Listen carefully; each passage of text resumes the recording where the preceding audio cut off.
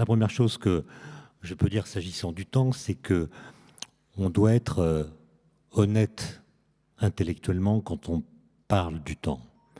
C'est-à-dire, on en parle avec beaucoup d'aisance.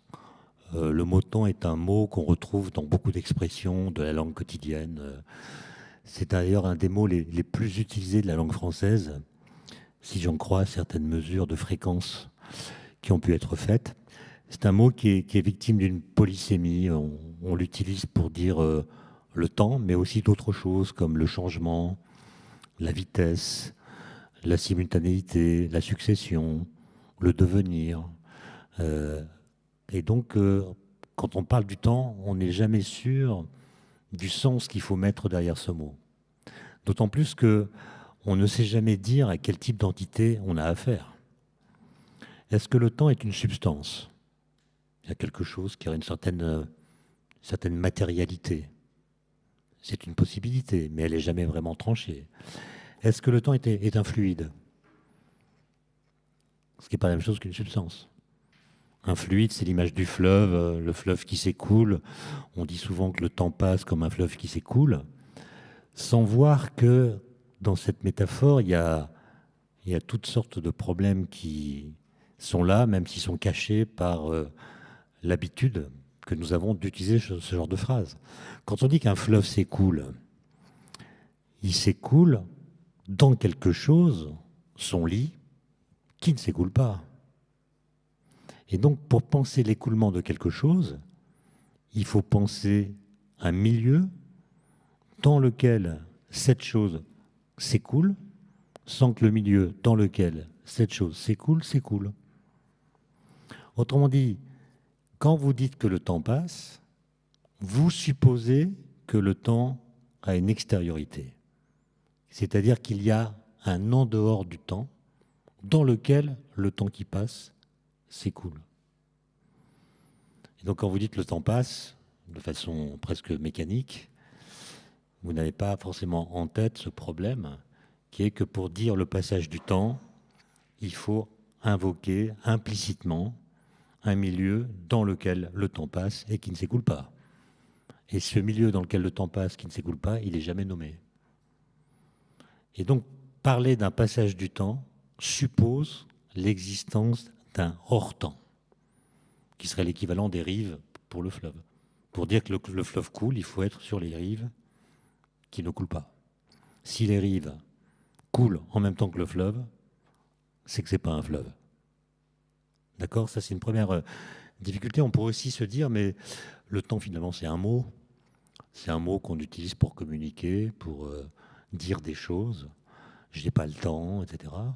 C'est d'ailleurs un mot qui n'existe pas dans toutes les langues.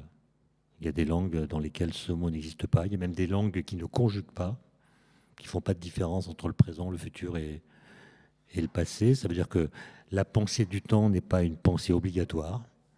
On peut penser et vivre sans que le concept de temps soit utilisé pour penser ou vivre.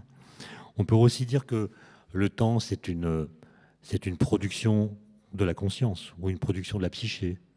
C'est-à-dire c'est quelque chose que nous avons en nous et que nous projetons sur le monde, de sorte que par ce biais-là, le monde nous apparaît temporel. En fait, il ne l'est pas, c'est notre façon de le percevoir qui crée l'impression que nous avons que les choses sont soumises au temps. On peut aussi dire que le temps, ce serait une construction sociale. C'est quelque chose qu'on a mis sur pied pour vivre ensemble. On peut aussi considérer que le temps est une illusion. Il y a des gens qui disent que le temps n'existe pas, par exemple. C'est une sorte d'hallucination qui n'a aucune contrepartie dans le réel, ce qui rejoint l'idée que je développais à l'instant, que le temps serait une production de la conscience. Bon. Donc vous voyez, il y a comme ça des questions assez vertigineuses qui se posent, même si on n'est pas obligé d'en avoir conscience quand on utilise mécaniquement, comme je disais, le mot temps. Mais bon, ces questions se posent néanmoins. Il y a autre chose, et comme vous êtes, si j'ai bien compris, soit élève de terminale, soit élève de classe préparatoire, bon courage, dans les deux cas. Hein. Je ne fais pas de différence. Parce que, bon courage, parce qu'on est assis souvent, quoi. C'est des années, on est tout le temps assis, quoi. Enfin, c'est le souvenir que j'en ai. On ne peut pas courir, on ne peut pas se dépenser. C'est pénible, non? Et donc, vous avez eu des cours de philosophie, j'imagine, et vous avez eu des cours de physique. Et j'imagine que dans les cours de philosophie, on vous a expliqué, au moins dans certains cours, que les philosophes se sont intéressés à la question du temps. Et puis dans les cours de physique, on a dû vous expliquer que les physiciens aussi, au moins depuis Galilée et Newton, se sont intéressés à la question du temps. Pour le dire en une phrase, les philosophes parlent du temps et les physiciens parlent du temps. Et ce constat, il amène à une question naïve, mais qu'on est obligé de poser. C'est est-ce qu'un physicien qui parle du temps parle de la même chose qu'un philosophe qui parle du temps? Ça aurait été intéressant d'ailleurs de temps en temps organiser des cours où sont présents les deux professeurs parlant de la même chose. Donc est-ce qu'ils parlent de la même chose? Si la réponse à cette question est non, ils ne parlent pas de la même chose. Alors pourquoi c'est le même mot? Pour désigner deux choses différentes, on devrait utiliser deux mots différents. Ça préciserait la situation et ça clarifierait les pensées. Et puis si au contraire, on considère qu'ils parlent de la même chose, le physicien et le philosophe, est-ce qu'ils disent la même chose de cette même chose? Vous avez fait non, et je pense que oui, en général, ils ne disent pas les mêmes choses. Peut-être que vous avez lu quelques textes d'Aristote parlant du temps, ou bien de Kant, ou bien de Heidegger, bon courage, ou bien de quelques autres. Et il suffit de lire quelques lignes pour voir qu'ils n'en parlent pas comme Galilée, Newton ou Einstein. Donc, ils parlent de la même chose, mais n'en disent pas les mêmes choses. Et vous devez décider d'à qui ou à qui vous allez accorder du crédit. Est-ce que c'est à tel ou tel philosophe et vous allez le choisir selon quels critères? Sa notoriété, le fait qu'il pense comme vous, son prestige, le fait que ce qu'il dit vous paraît convaincant? Ou au contraire, vous allez choisir d'écouter les physiciens, mais là encore, ils ne sont pas tous d'accord entre eux. Einstein ne parle pas du temps comme Newton. Le temps tel que décrit par Einstein dans la théorie de la relativité n'a pas les propriétés du temps newtonien. Donc quand vous parlez du temps, vous parlez duquel? Oui, ça c'est des questions extrêmement naïves, mais si on s'attarde un peu sur la question, on est bien obligé de les poser. Alors moi je ne vais pas parler très longtemps, mais je vais quand même poser deux, trois choses sur la table pour qu'on puisse ensuite discuter. Je vais parler du temps, je vais parler un peu du futur, et puis on aura une conversation qui sera menée à partir de vos questions. Mais par exemple, si vous choisissez de dire c'est les philosophes qu'il faut écouter, parce que eux, d'abord, se sont posé la question du temps bien avant les scientifiques, que j'ai cités, et puis ils parlent non seulement du temps, mais du rapport au temps, de la vie vécue, du temps vécu, comme on dit. Donc c'est plus riche que ce que disent les scientifiques qui parlent du temps des montres, sans vraiment parler de notre rapport au temps. Donc décidons d'écouter prioritairement les philosophes. Alors il y en a de très nombreux qui ont élaboré des systèmes philosophiques permettant de saisir cette question du temps en la rapportant ou non à l'espace, ça dépend, mais sans tomber trop dans la caricature, on peut dire que les doctrines des philosophes se séparent, se répartissent, disons, en deux catégories complètement différentes. Il y a des philosophies qu'on appelle les philosophies de la conscience, avec des représentants qui sont, pour les plus connus, Saint-Augustin, Kant, pour le XXe siècle, c'est Husserl, Heidegger, Bergson, Merleau-Ponty. Il y a des gens qui pensent que le temps, pour le dire de façon brutale, est un produit de la conscience. C'est-à-dire, c'est notre cerveau qui possède une sorte de grille de lecture du monde qu'il projette sur les phénomènes, ce qui fait que les phénomènes nous apparaissent temporels. Et puis il y a d'autres philosophes qui sont des philosophes qu'on appelle plutôt des philosophes du concept, pour qui le temps n'est pas une production de la conscience, c'est une sorte d'entité naturelle qui existe indépendamment de nous. Et parmi ces gens, il y a notamment Aristote et quelques autres. Et donc vous devez choisir votre camp. Est-ce que vous pensez que le temps est une production de la conscience? C'est-à-dire, s'il n'y avait pas de conscience, il n'y aurait pas de temps?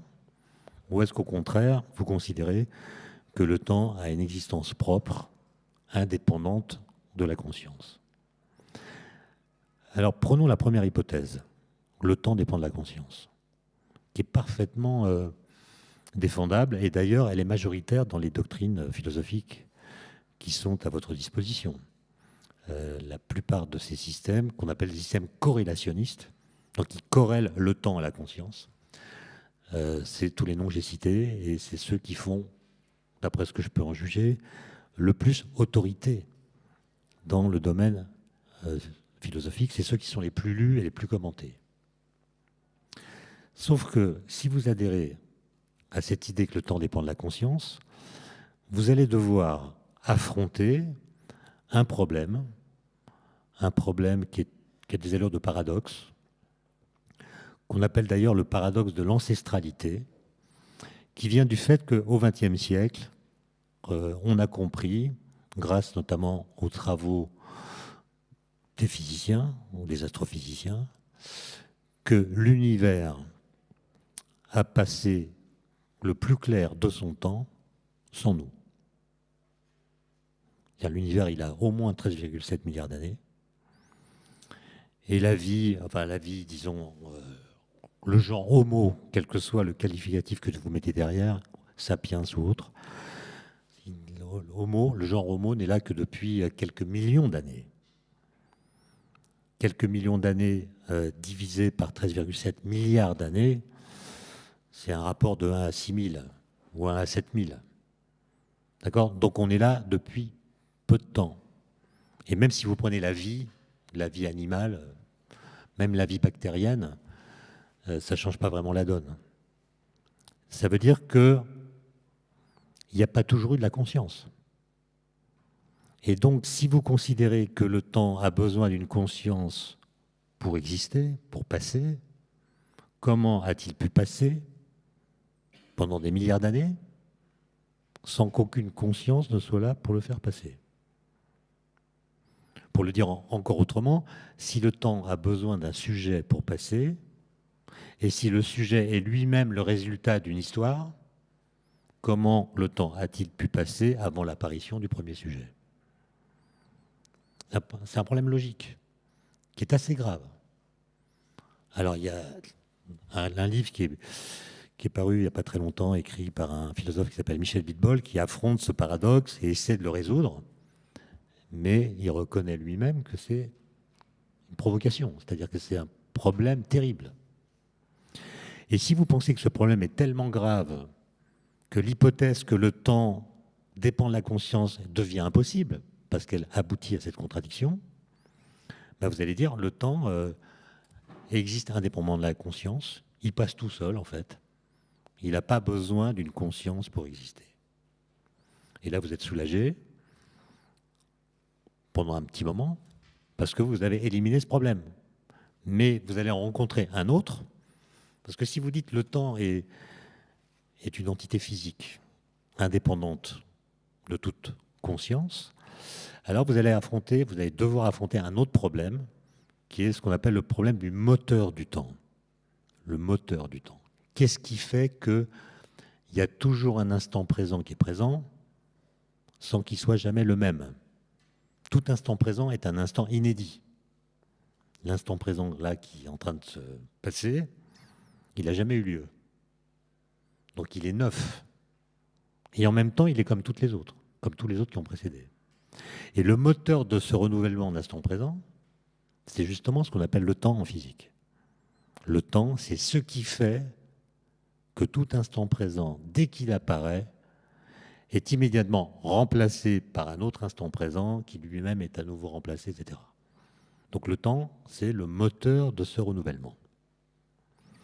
Et quand vous êtes en cours de mathématiques ou de physique ou de travaux pratiques, j'imagine que vous tracez plusieurs fois par jour l'axe des temps.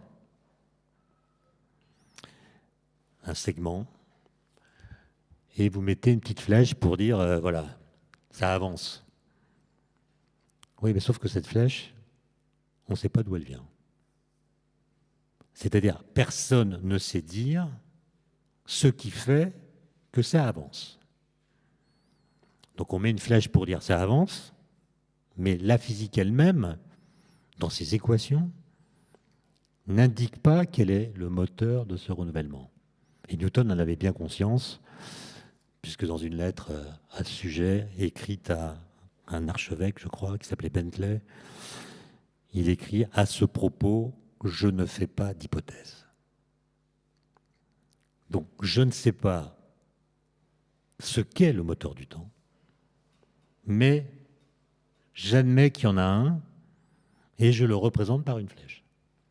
Donc cette flèche montre que j'ai conscience qu'il existe, et comme je ne sais pas dire d'où elle vient, elle mesure aussi mon ignorance. Okay ? Et je passe sur le fait que... Alors, on ne va pas parler de théorie des cordes, de gravité quantique, etc. Il y a des gens qui travaillent sur des géométries non commutatives, comme Alain Cohn et d'autres, qui travaillent sur cette question du moteur du temps. Mais dans toutes les théories physiques qui font référence aujourd'hui, que vous apprenez, que vous apprendrez plus tard, la relativité générale d'Einstein pour la gravitation, la mécanique quantique pour les autres forces naturelles, ben, le moteur du temps, il est implicite. Il n'est jamais explicité au sens où on dirait d'où il vient. Mais un petit mot pour finir sur cette histoire de l'axe du temps. C'est quand même une représentation bizarre, l'axe des temps. Je ne sais pas si vous avez conscience, quand vous tracez l'axe des temps, que sur votre feuille de papier ou sur votre écran, vous représentez la suite des instants comme une trajectoire spatiale. Et votre représentation devrait vous choquer parce qu'elle est monstrueuse, au sens où votre façon de représenter le temps fait coexister en même temps donc des instants qui physiquement ne peuvent pas coexister. Il n'y a jamais deux instants présents qui soient ensemble. Autrement dit, quand vous êtes présent maintenant, l'instant T, disons, T plus 5 minutes, c'est un instant qui n'existe pas encore. Donc les différents instants du temps se succèdent au sens où il n'y en a qu'un à la fois, jamais deux, et ils n'existent pas ensemble. Et donc c'est une remarque de Kant, que cette façon de représenter le temps qu'ont les physiciens, et que d'ailleurs ont adopté tous les autres, même les banquiers, quand ils tracent une variation de je ne sais pas quoi, tout le monde représente l'axe des temps de la même façon, mais c'est une représentation qui est topologiquement absurde. Elle contredit la nature même du temps, en faisant comme s'il était de l'espace. Et je ne sais pas si vous êtes au courant qu'Einstein est venu à Paris en 1922. Il a pu rencontrer Henri Bergson, le philosophe. Ils ont eu une discussion qui s'est très mal passée parce que Einstein ne parlait pas bien le français, Bergson pas bien l'allemand. Puis il y avait des espèces de contresens que Bergson avait fait à propos de la relativité. Mais Bergson a posé les bonnes questions, même si il a mal compris ce que Einstein voulait dire par sa théorie. Mais Bergson dit, comment est-ce que du juxtaposé peut-il devenir du successif? C'est la question que je viens de poser. Vous avez les différents instants sur l'axe des temps qui sont juxtaposés, ils sont représentés ensemble, mais rien ne dit comment on passe d'un instant à l'instant suivant. Quelle est la dynamique cachée qui fait que l'axe des temps n'est pas exactement comme l'axe de l'espace. Dans l'espace, vous pouvez aller et venir à votre guise. En fait, la flèche du temps, elle vient non seulement désigner le fait que le temps a un cours, mais elle vient aussi indiquer que vous ne pouvez pas choisir librement votre position sur l'axe des temps. Et vous ne pouvez pas non plus voyager dans le temps. Quand vous êtes à un instant donné, vous êtes obligé de suivre le cours du temps, ni plus vite ni moins vite que le cours du temps lui-même, de sorte que cette représentation nous invite à penser que le temps est une sorte de prison à roulettes. C'est-à-dire que vous êtes prisonnier de l'instant présent, vous ne pouvez pas en sortir, physiquement en tout cas, par la pensée, vous pouvez toujours vous balader dans des souvenirs relatifs au passé ou bien vous projeter dans le futur. Mais physiquement, vous êtes prisonnier de l'instant présent. Et c'est mobile, c'est une prison mobile, prison à roulettes, on pourrait dire, parce que vous êtes entraîné par le cours du temps, de sorte que vous parcourez à chaque fois des instants nouveaux, inédits pour vous. Okay ?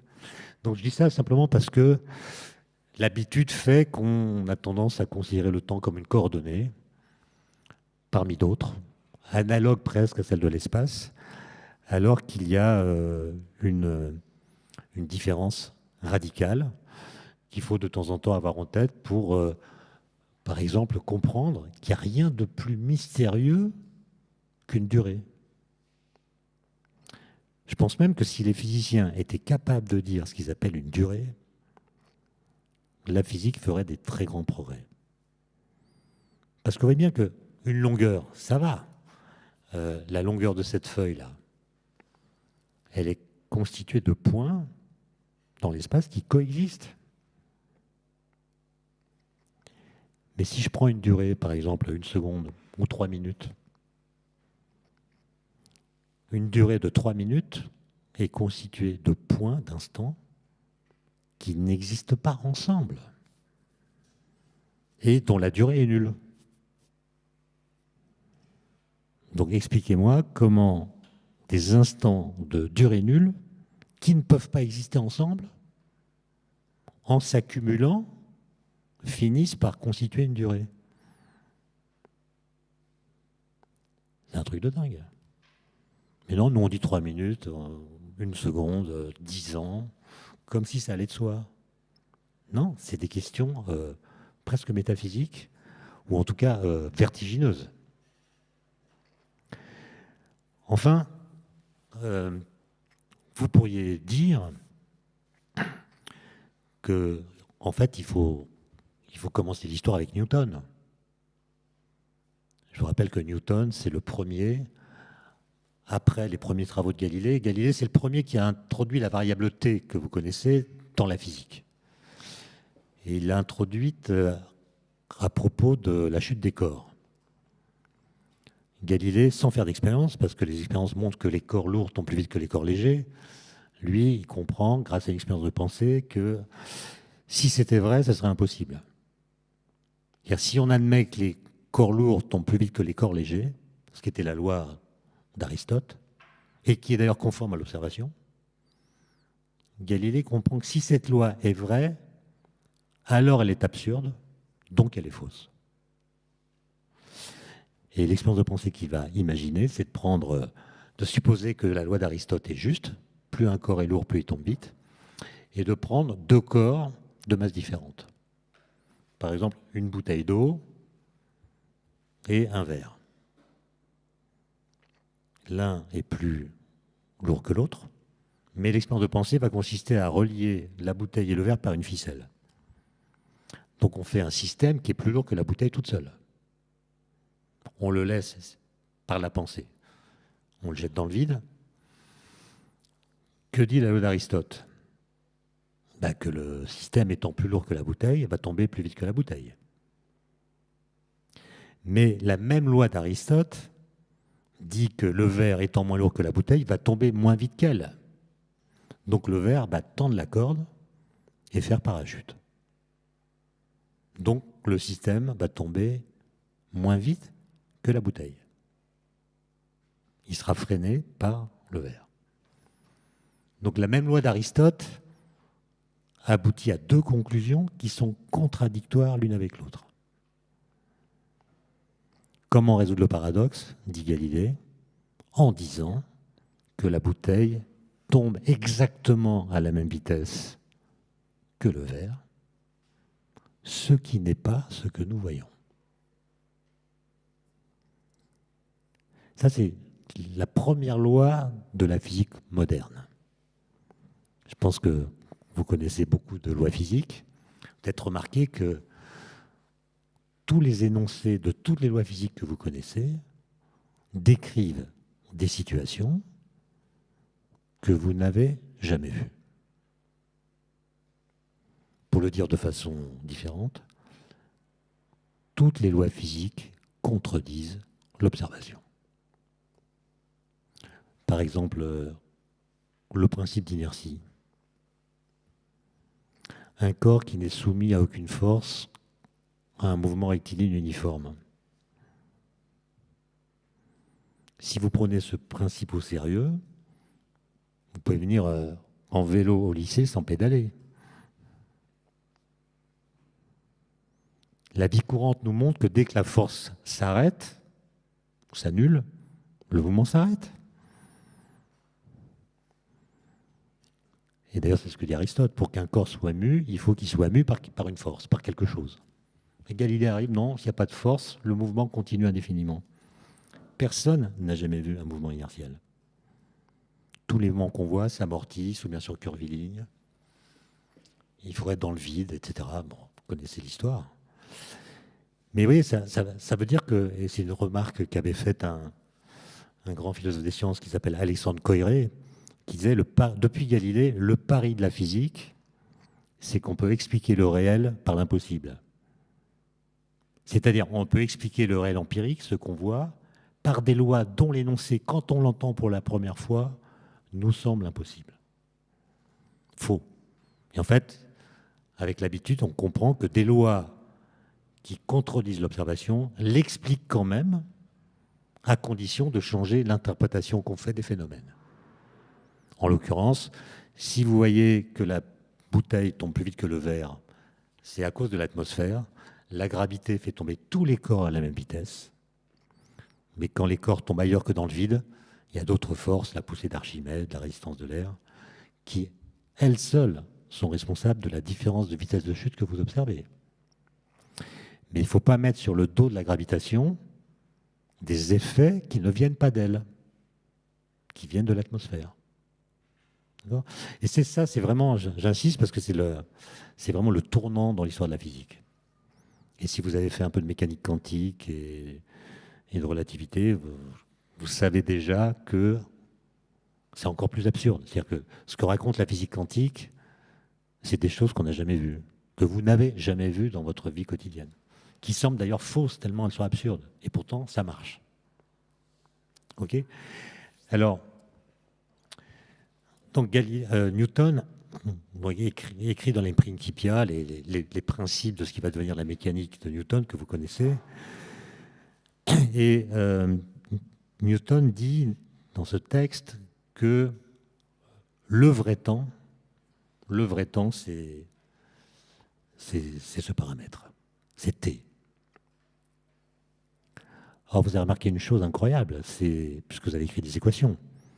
Vous avez écrit les équations de Newton pour la mécanique, peut-être que je suis même sûr, vous avez écrit les équations de Maxwell pour l'électromagnétisme, et vous écrivez le paramètre T. Il y a quand même un truc incroyable avec ce paramètre. C'est que le temps qu'il figure ne dépend pas du temps. C'est-à-dire, la façon de désigner le temps ne dépend pas du temps. Ce que je veux dire par là, c'est que le paramètre T n'est pas une fonction du temps. Et ce paramètre, si vous regardez les équations de la mécanique, elles vous disent que ce paramètre est complètement autonome par rapport au phénomène temporel. Donc, quoi qu'il se passe dans le temps, ça ne change pas le temps. Et d'autre part, puisque ce paramètre est le même pour tous les instants du temps, c'est t, ça veut dire que le temps ne change pas au cours du temps sa façon d'être le temps. En fait, le temps ne passe pas. Ou alors s'il passe, c'est en demeurant identique à lui-même. Et vous voyez que cette façon de mathématiser le temps que propose Newton contredit tous nos discours sur le temps. Nous, on dit que le temps change, quand plus rien ne se passe, le temps s'arrête, etc. On fait comme si le temps ressemblait au phénomène temporel. Et d'ailleurs, on n'hésite pas dans le langage courant à attribuer au temps des qualificatifs. On dit qu'il y a le temps psychologique, le temps biologique, le temps cosmologique, le temps, etc. Bref, on invente par le langage autant de sortes de temps qu'il y a de types de phénomènes temporels différents. Et Newton dit non, il n'y a qu'un seul temps, et ce temps est complètement indifférent à ce qui se passe dans le temps. Rien ne l'affecte. Et donc, on pourrait se dire, pour savoir ce qu'est le temps, il suffit d'imaginer ce que les équations de la physique diraient du temps si elles pouvaient parler. Donc vous prenez les équations et vous dites aux équations, vous imaginez qu'elles puissent parler, et vous leur demandez, pour vous, c'est quoi le temps? Quelles sont ses propriétés? Alors il y a une première question qui est, est-ce que les équations vont comprendre la question? Et si elles la comprennent, qu'est-ce qu'elles vont répondre? Évidemment, la réponse qu'elles vont proposer ne sera pas la même selon que vous prenez les équations de Newton ou de Boltzmann ou d'Einstein. Mais on peut se dire que c'est la physique qui a quand même un pouvoir, une efficacité incroyable. Je vous rappelle, vous connaissez ça, vous l'apprenez, mais il n'y a pas très longtemps, on a découvert le boson de Higgs, particule qu'on cherchait depuis 48 ans et qu'on a découverte, et elle avait été calculée grâce aux équations, et la particule qu'on a découverte a exactement les propriétés qu'on avait calculées. En 2015, on a détecté les premières ondes gravitationnelles prédites par Einstein, résultat de la fusion de deux trous noirs, et ces ondes gravitationnelles sont exactement comme elles avaient été calculées. Ça veut dire que la physique que vous apprenez, non seulement permet de comprendre les phénomènes et les expliquer, mais en plus, elle permet de prédire l'existence d'objets ou de phénomènes qu'on n'a jamais vus. Le boson de Higgs, on ne l'a pas trouvé comme ça par hasard. Les équations nous disaient il doit exister avec telle et telle propriété, et on a fait en sorte de le trouver. Ça a coûté du temps, de l'argent, un gros accélérateur, des milliers de chercheurs, mais on l'a vu. Donc on se dit, la physique a une efficacité telle que c'est elle qui a le pouvoir de dire ce qu'est le temps. D'autant plus que, je n'ai pas le temps d'en parler, mais le boson de Higgs, aussi bien que les ondes gravitationnelles, sont des découvertes majeures qui ont à voir avec la question du temps. Le boson de Higgs, il a à voir avec le fait que les particules de matière ont un temps propre, ont une masse non nulle, donc un temps propre, un vrai temps si vous préférez. Et les ondes gravitationnelles sont un effet du fait que l'espace-temps est une sorte de structure qui est élastique, qui est capable de vibrer au passage de ces fameuses ondes. Et donc, on peut se dire qu'en effet, c'est la physique qui nous permettrait de faire ce que Paul Valéry appelait un nettoyage de la situation verbale. C'est-à-dire de vérifier dans nos façons habituelles de dire le temps, quelles sont les expressions qui ont un sens et quelles sont celles qui sont simplement des commodités de communication sans avoir aucune contrepartie dans la connaissance que nous avons du temps. Et ça, c'est un travail auquel je me suis intéressé avec d'autres. Mais il y a une petite réserve. Une petite réserve.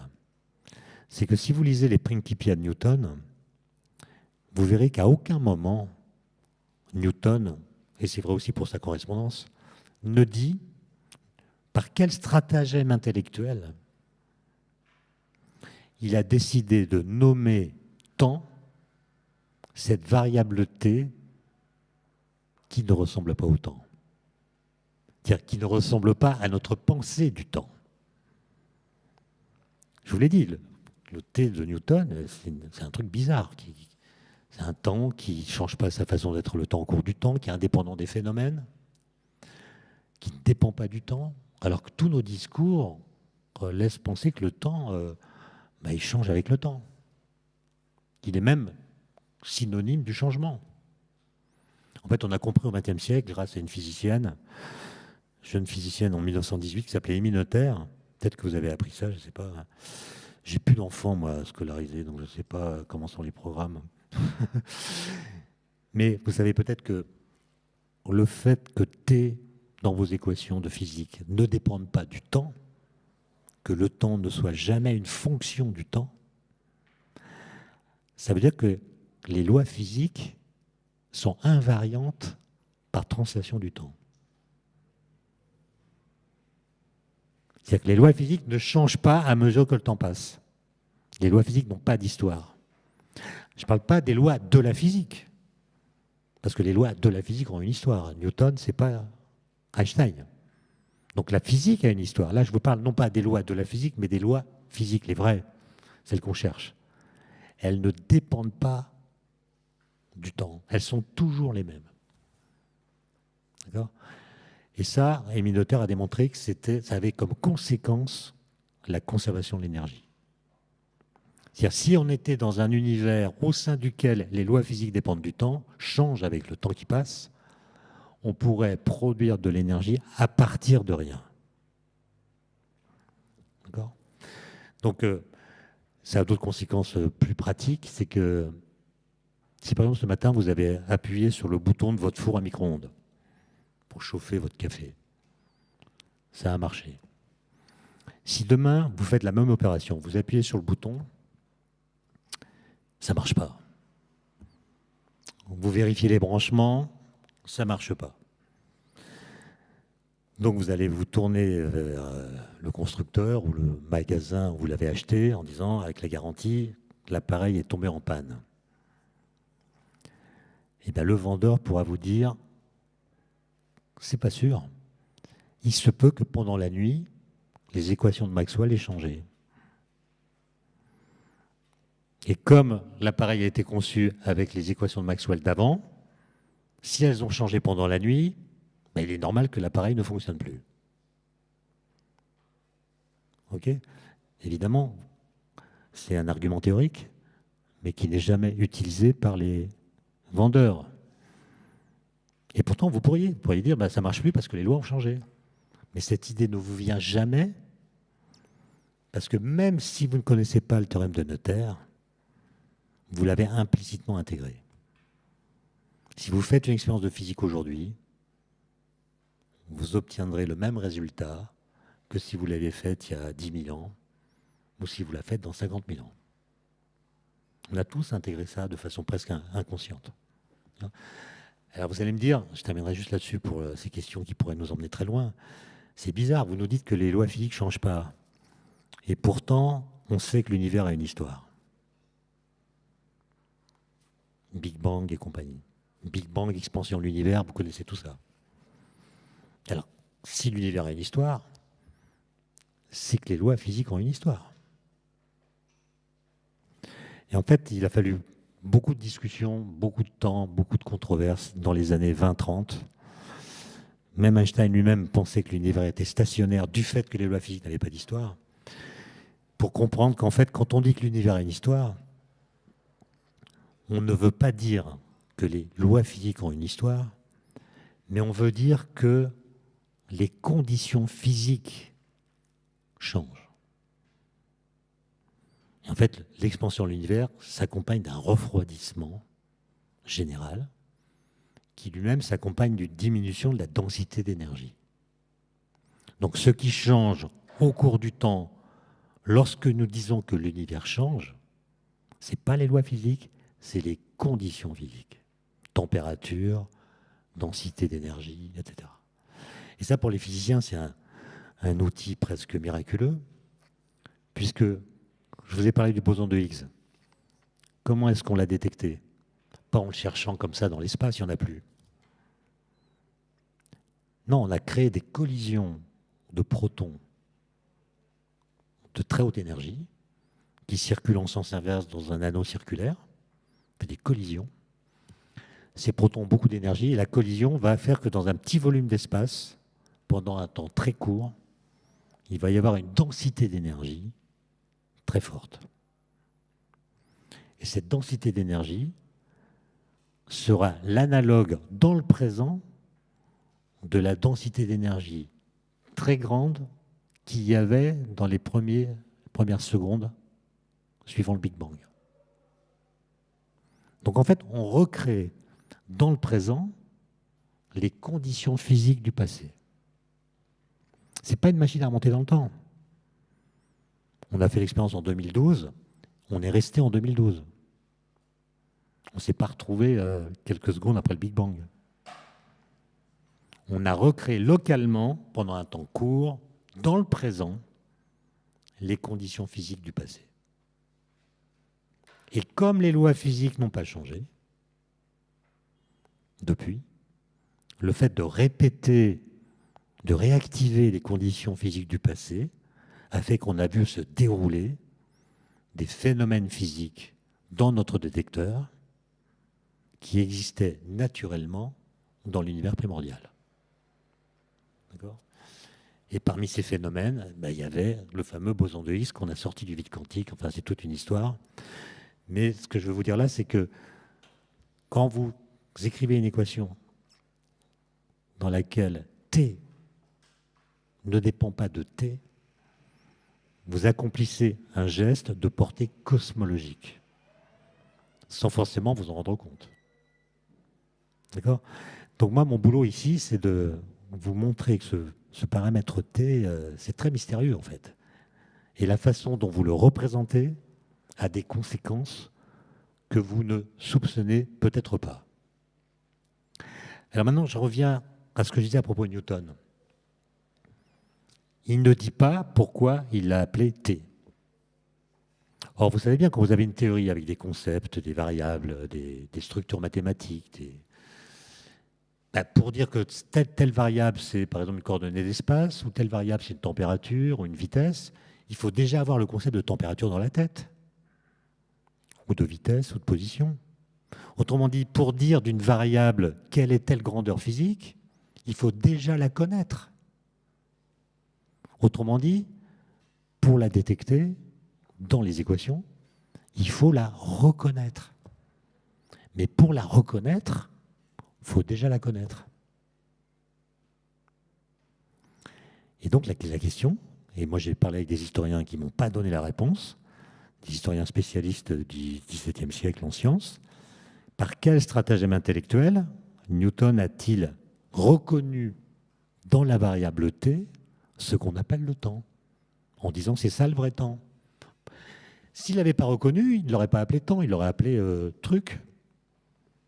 Et vous imaginez, si Newton avait décidé d'appeler le paramètre T truc plutôt que temps, moi je suis en train de vous parler de truc, de bidule truc, parce qu'il y aurait l'espace-temps avec Einstein, tandis que les philosophes, les psychologues, les biologistes parleraient du temps. Donc une sorte d'arbitraire sémantique, si vous voulez, dans le choix de Newton. Est-ce qu'il avait raison de faire ce choix ou est-ce qu'il a eu tort? Voilà. Donc est-ce que le vrai temps, c'est le temps physique ou est-ce que ce qu'on appelle le temps physique, c'est autre chose, une espèce de paramètre qui traduit simplement l'invariance des lois physiques au cours du temps? La question est ouverte, c'est pour ça que quand un physicien vous dit « moi je sais ce que c'est que le temps parce que j'ai mes équations », il y a quand même cet arbitraire du langage qui peut lui être objecté. D'autant plus qu'aujourd'hui, on entend des physiciens dire « le temps n'existe pas ». Pourquoi? Parce que dans leurs équations, je pense à ceux qui font de la gravité quantique à boucle ou d'autres choses, dans leurs équations, il n'y a pas l'équivalent de T. Donc ils disent « le temps n'existe pas ». Mais c'est le même piège. C'est-à-dire, pour dire que le temps n'existe pas, il faut déjà savoir ce qu'est le temps pour ensuite dire qu'il n'y a pas de contrepartie de cette idée dans les équations. Autrement dit, pour dire que le temps n'existe pas, il faut savoir ce qu'est le temps et être capable de ne pas le reconnaître dans les variables mathématiques qui constituent le formalisme de la théorie. Je passe sur le fait que pour savoir ce qu'est le temps s'il n'existe pas, il faut être fort. D'accord ? Donc vous voyez, moi je suis là pour vous montrer qu'il y a une très grande désinvolture langagière dans notre façon de parler du temps pour dire qu'il est comme ci, qu'il est comme ça, qu'il existe, qu'il n'existe pas. En fait, on se paye de mots. Et dès qu'on travaille un peu nos façons de dire, alors on tombe sur des questions qui sont au cœur même des recherches contemporaines. Enfin, pour finir, je voudrais parler un petit peu du futur, puisque on m'a demandé d'évoquer cette question. Vous voyez, la question du futur, on peut déjà se la poser quand on regarde l'axe des temps dont j'ai parlé. Prenez l'instant présent sur l'axe des temps, l'instant T. Vous allez dire c'est le présent. Au moment où cet instant est présent, est-ce que les autres instants qui sont sur le cours du temps existent déjà ? Est-ce que les instants qui sont de l'autre côté, dans le passé, existent encore ? C'est pas dit. En fait, quand vous tracez l'axe des temps, vous avez deux façons de le penser. Soit vous dites, l'axe des temps, c'est un axe présent de toute éternité, sur lequel l'instant présent se balade. Donc une sorte de trajectoire fixe, au sein de laquelle se déplace l'instant T. L'instant T parcourt la droite. Et la droite préexiste au passage du temps. Ou bien vous dites, non, n'existe que l'instant T, l'instant présent. Le passé, c'est le néant, le futur, c'est le néant. Et finalement, ce que j'appelle l'axe des temps, c'est l'intégrale géométrisée de la suite des positions de l'instant T à tous les instants du temps. Mais il n'existe qu'un seul instant à la fois. On retombe sur la question de tout à l'heure à propos de la durée. Et quand vous tracez l'axe des temps, est-ce que vous faites un choix ? Ou est-ce que vous posez la question ? Quand l'instant T est présent, qu'en est-il de la réalité des autres instants ? Pour le dire en une phrase, est-ce que le futur existe déjà dans l'avenir ? Quand vous pensez à demain, par exemple, demain c'est samedi, est-ce que demain existe quelque part à attendre que vous arriviez ? Ou est-ce que, à l'heure où je vous parle, demain, c'est nulle part, ça n'existe pas, c'est le néant. Comme on a des calepins qui figurent les journées à l'avance, on a l'impression que samedi, demain, est déjà là dans notre calepin, quoi. Moi, la question, c'est est-ce qu'il est ailleurs que dans votre calepin ? Est-ce qu'il a une contrepartie dès maintenant dans la réalité ? Là, vous pourriez penser que c'est une question stupide, et je reconnais que c'est une question en apparence stupide. Est-ce que vous avez étudié un peu la théorie d'Einstein de la relativité ? Est-ce que c'est au programme ou... Pas en terminale, j'imagine, mais peut-être en première année de classe préparatoire. En gros, la théorie d'Einstein vous dit c'est pas la peine de parler d'espace et de temps, il faut prendre comme cadre, comme arène pour décrire les phénomènes physiques, ce qu'il a appelé l'espace-temps. L'espace-temps, c'est l'extension à 4 dimensions de l'espace, chaque événement étant indexé dans cette structure par 3 coordonnées d'espace et une coordonnée de temps. Ça, c'est la première chose. La première chose que dit Einstein, c'est dans l'espace-temps, quand vous êtes immobile dans l'espace, ce qui est votre cas, au moins dans ce référentiel, vous foncez quand même à la vitesse de la lumière. C'est-à-dire que là, on est tous immobiles, les uns par rapport aux autres.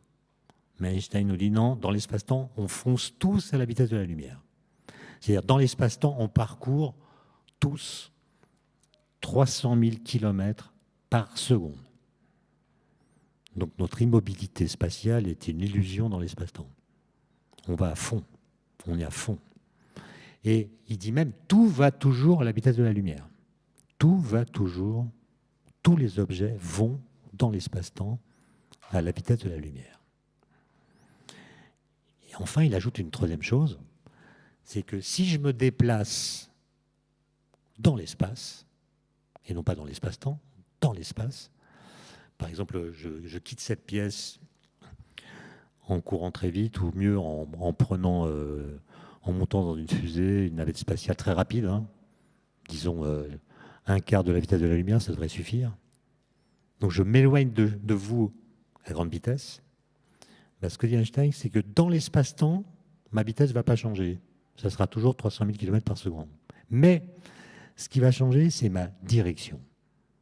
La direction de mon mouvement dans l'espace-temps ne sera pas la même que quand j'étais immobile comme vous.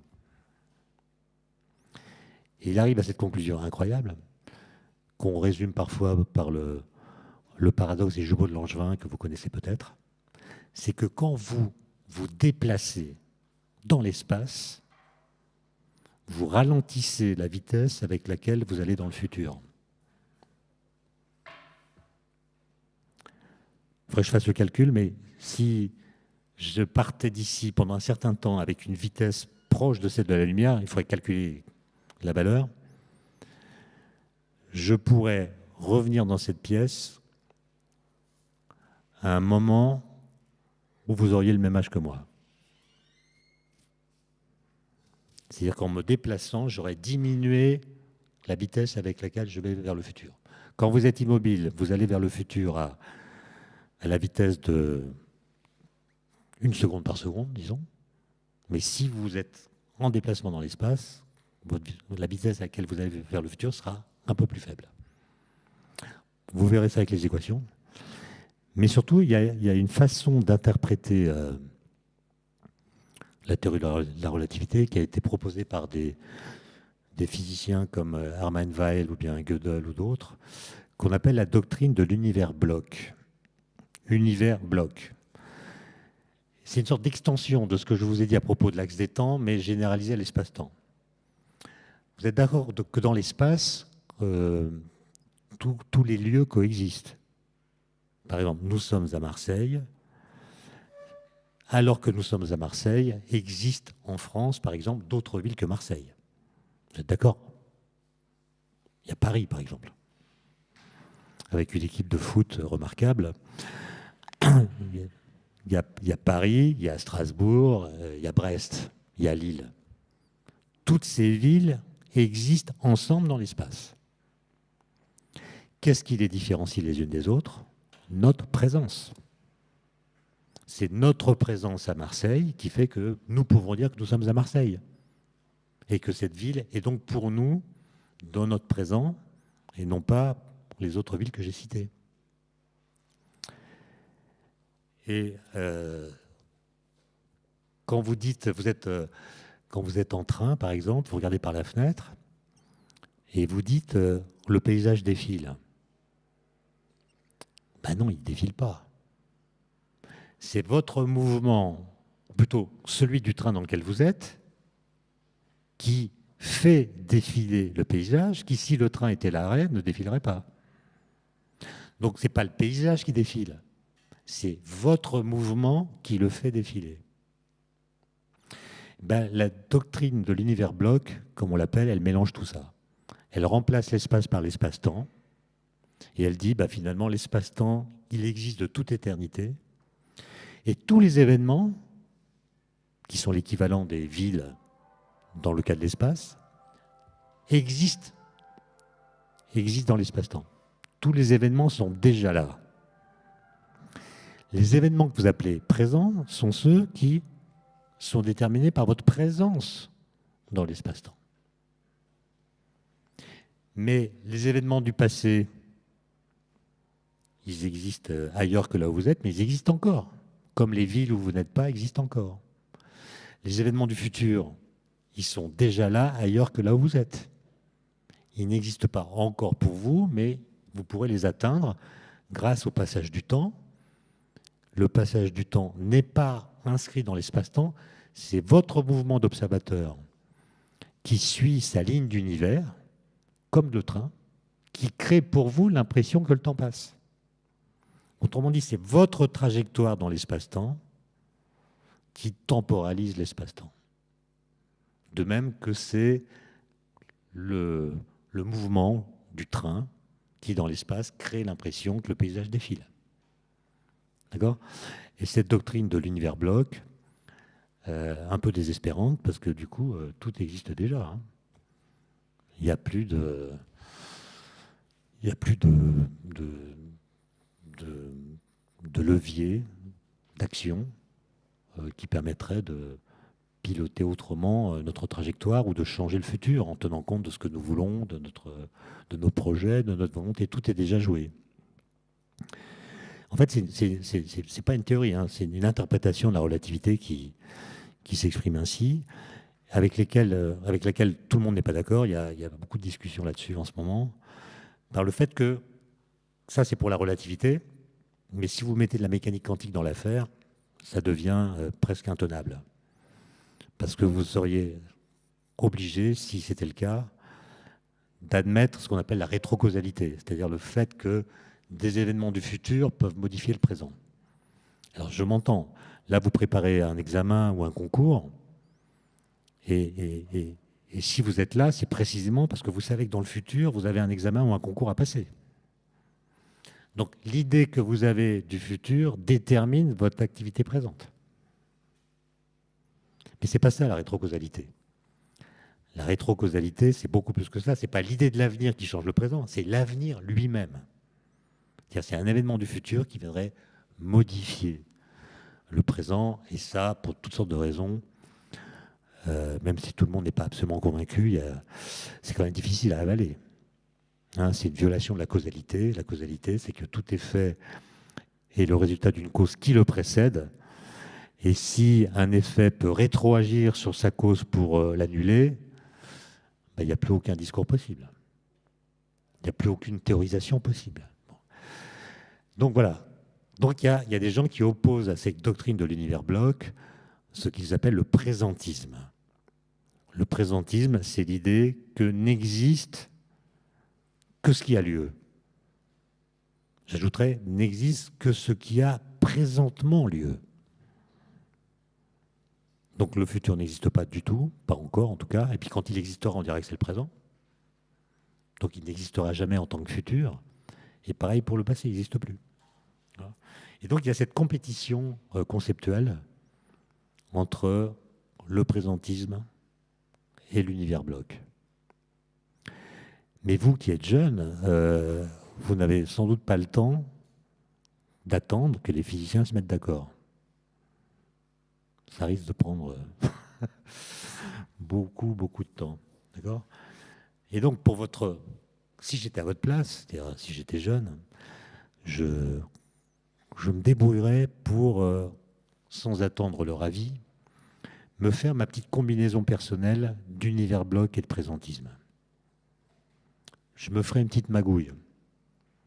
C'est-à-dire, je retiendrais de l'univers bloc, non pas l'idée que le futur est déjà écrit, complètement déterminé, je retiendrai de l'idée de l'univers bloc que le futur existera. Il y aura un futur.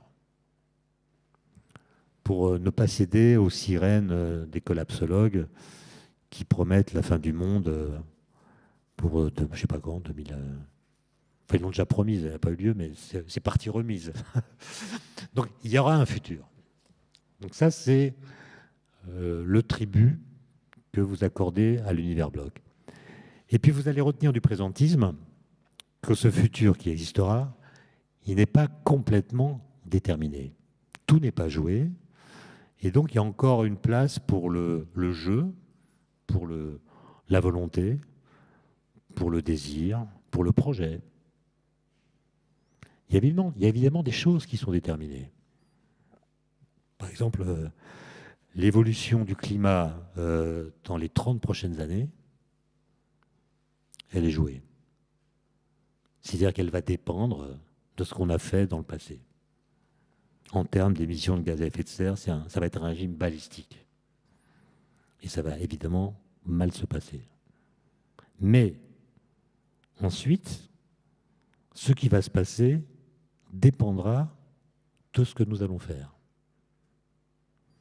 Et c'est ça qui rend le futur, disons, intéressant, c'est qu'il n'est pas prédictible au sens d'une détermination complète, puisqu'on est capable de dire que le futur va dépendre en partie de ce que nous allons faire.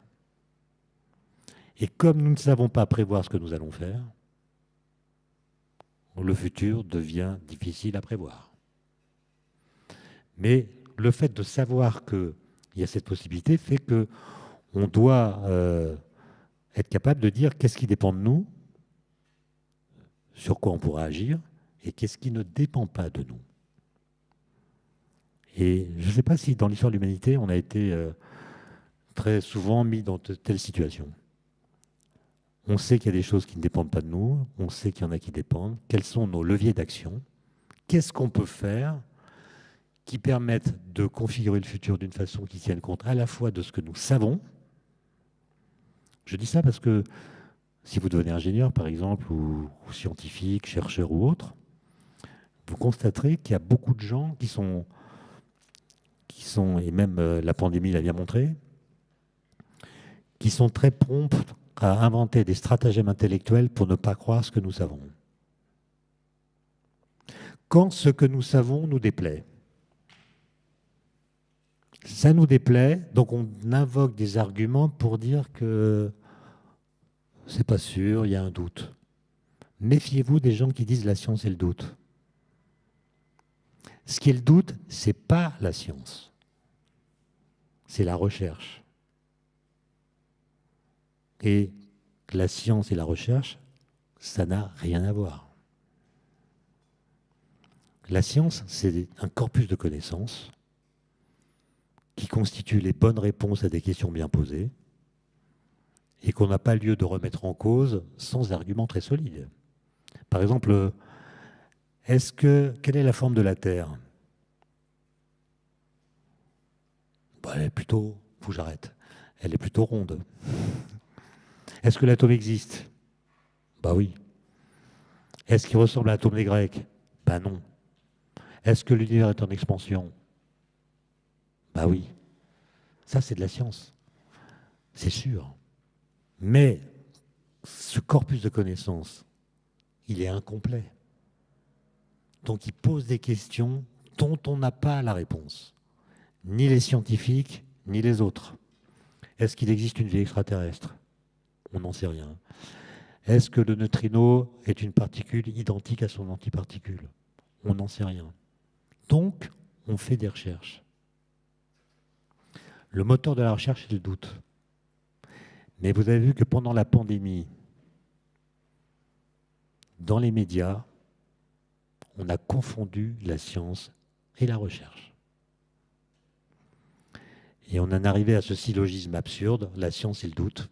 Et si la science c'est le doute, et si en plus les experts s'étripent sur les plateaux de télé, alors moi avec mon bon sens, mes croyances, mon ressenti, mes connaissances, je peux dire ce qu'il faut penser de tel ou tel sujet qui fait controverse. Et ça fait la grande controverse, la grande confusion dans laquelle on est, où on a demandé à la science de se ranger sous la coupe de l'opinion. Et si je puis dire, à Marseille, vous avez été servi. Voilà. Non. En gros, vous devez configurer le futur d'une façon qui tienne compte de ce que nous savons. Ce n'est pas l'utopie, hein. Il ne faut pas rêver à des choses impossibles. Il faut tenir compte de ce que nous savons, tenir compte de ce que nous voulons et tenir compte également de ce que nous sommes en train d'apprendre du fait de la crise que nous avons traversée.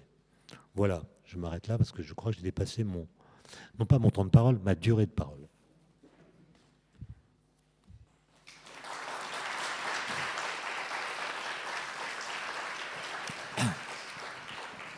Merci beaucoup. Merci beaucoup Étienne Klein pour ce bel enseignement que vous donnez aux lycéens et aux étudiants du lycée Thiers. Et donc là, quelle heure est-il? Il est 15h25 et on a jusqu'à 16h15 pour converser ensemble. Ce que je vous propose, c'est n'ayez pas peur de poser des questions, même de prendre des risques dans les questions que vous allez poser, parce que vous ne serez pas évalué. Étienne Klein ne va pas vous donner un commentaire. Donc vous pouvez prendre le risque de poser des questions et même de prendre quelques risques quand vous les poserez, même si vous craignez de vous tromper. Donc n'hésitez pas, parce que ce qui est très important, c'est de prendre des risques. Donc je vous laisse la parole. Moi j'ai une question, mais je préférerais que ce soit vous qui posez la première question, et il y aura aussi vos professeurs qui pourront en poser après vous. Est-ce qu'il y a quelqu'un qui veut... Ah, il y a un jeune homme au fond.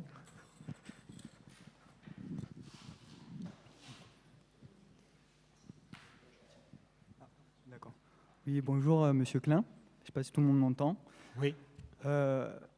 Alors, le temps est vraiment lié au mouvement et même d'ailleurs, j'ai l'impression au changement, parce qu'il est difficile de concevoir une notion de temps sans changement, pour moi, sans entropie, sans la notion d'entropie. Est-ce que vraiment le changement et le temps sont liés ou bien on peut les dissocier? Est-ce que vous avez tous entendu les questions? Ben, je ne crois pas, non. Je crois que si vous prenez par exemple un système à l'équilibre thermodynamique, il n'y a plus de changement, en tout cas il n'y a plus de changement des variables macroscopiques, et le système se maintient dans son état. Donc il y a du temps. Le temps, il permet, si vous voulez, que le système se maintienne à l'identique. Et donc l'absence de mouvement n'est pas la fin du temps, au contraire. C'est là que le temps se montre vraiment et se distingue du changement qui est son habit principal dans la... Si vous voulez, il y a... Je ne sais pas si vous connaissez un peintre, un artiste franco-polonais qui est mort en 2011, qui s'appelait Roman Opalka, O-P-A-L-K-A. C'est un monsieur que j'ai pu rencontrer d'ailleurs qui avait rendez-vous avec sa femme à Varsovie un jour de 1965. Et à l'époque, je le rappelle pour les plus jeunes, il n'y avait pas de téléphone portable. Donc il attendait, sa femme qui était en retard. Et il a senti, dit-il, le fait que le temps est compact. C'est-à-dire on peut pas réduire la durée d'une durée. Et que l'impatience, au contraire, augmente la sensation de la durée. Et à partir de ce moment-là, il a produit la même œuvre toute sa vie. Il a peint sur des toiles rectangulaires sur fond noir la suite des nombres entiers. Et à chaque fois qu'il avait terminé une toile, il peignait avec de la peinture blanche sur le fond noir, 1, 2, 3, 4. Il se prenait en photo avec le même appareil, dans la même position, les mêmes vêtements, le même éclairage. Et il a fait ça pendant 4 décennies. Il est arrivé à 4 millions.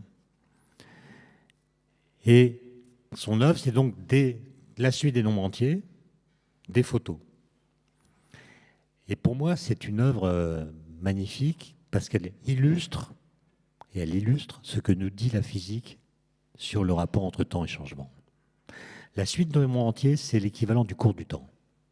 Tous les nombres sont différents les uns des autres, de même que tous les instants du temps sont inédits. Mais tous les nombres sont fabriqués de la même façon. On ajoute une unité au nombre précédent. Donc les nombres sont différents, mais ils ont le même statut, de même que tous les instants sont différents, mais ont le même statut. Et puis son visage photographié montre, à mesure que le temps passe, les cheveux qui blanchissent, les rides, etc. On ne va pas faire plus de commentaires là-dessus. Et ça, c'est ce qu'on appelle le devenir. Autrement dit, il a illustré de façon artistique le cours du temps, qui n'est pas la même chose que ce que les physiciens appellent la flèche du temps, qui est liée au changement. Parce que tout à l'heure, quand j'ai parlé du cours du temps, j'ai dit il y a une petite flèche, on l'appelle la flèche du temps. Mais justement, cette flèche, ça n'est pas ce qu'en physique on appelle la flèche du temps. C'est le cours du temps. Le cours du temps. Parce qu'en fait, le temps qui passe, il est toujours irréversible. C'est-à-dire que tout instant qui est passé ne sera jamais réactualisé.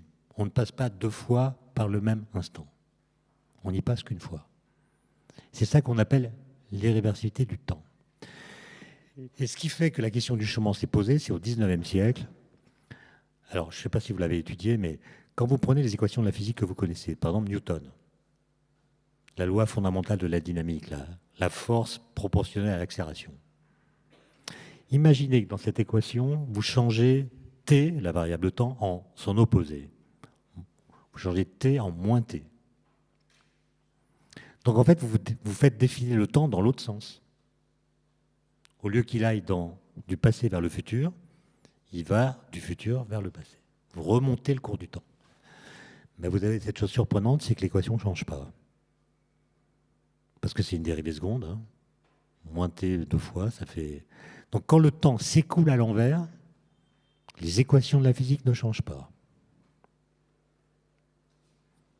Ça veut dire quoi? Ça ne veut pas dire qu'on peut remonter le cours du temps, ça ne veut pas dire qu'on peut voyager dans le temps, etc. Ça veut dire simplement que tous les phénomènes physiques que décrit la physique sont des phénomènes réversibles.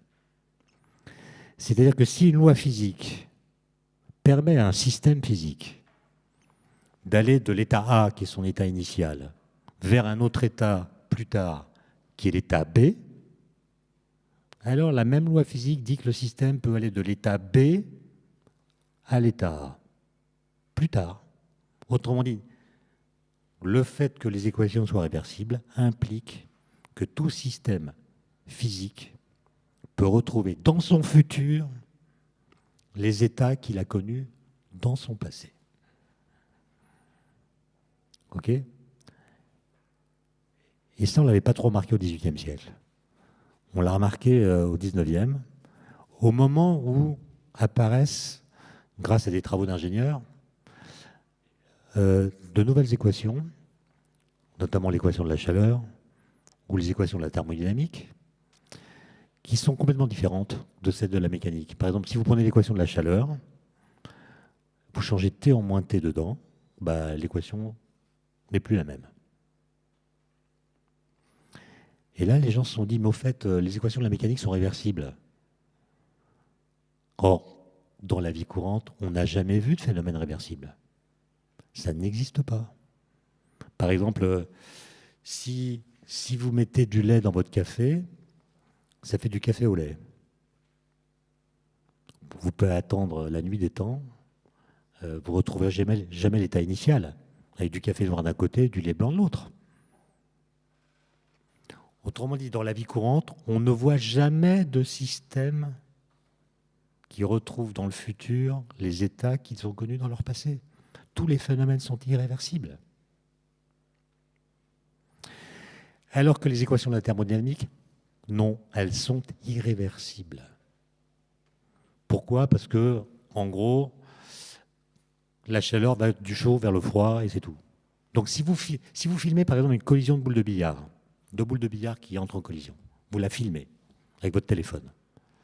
Ensuite, vous projetez la collision que vous avez filmée sur un écran en passant le film à l'envers. Ben, vous avez vu 2 boules comme ça qui se choquent, qui partent dans des directions opposées. Le film à l'envers, elles se choquent en venant des directions finales. Eh bien, si vous n'avez pas vu la scène primitive, l'expérience que vous avez filmée, en regardant simplement le film, vous serez incapable de dire s'il passe à l'endroit ou s'il passe à l'envers. C'est ça que veut dire la réversibilité des équations de la mécanique.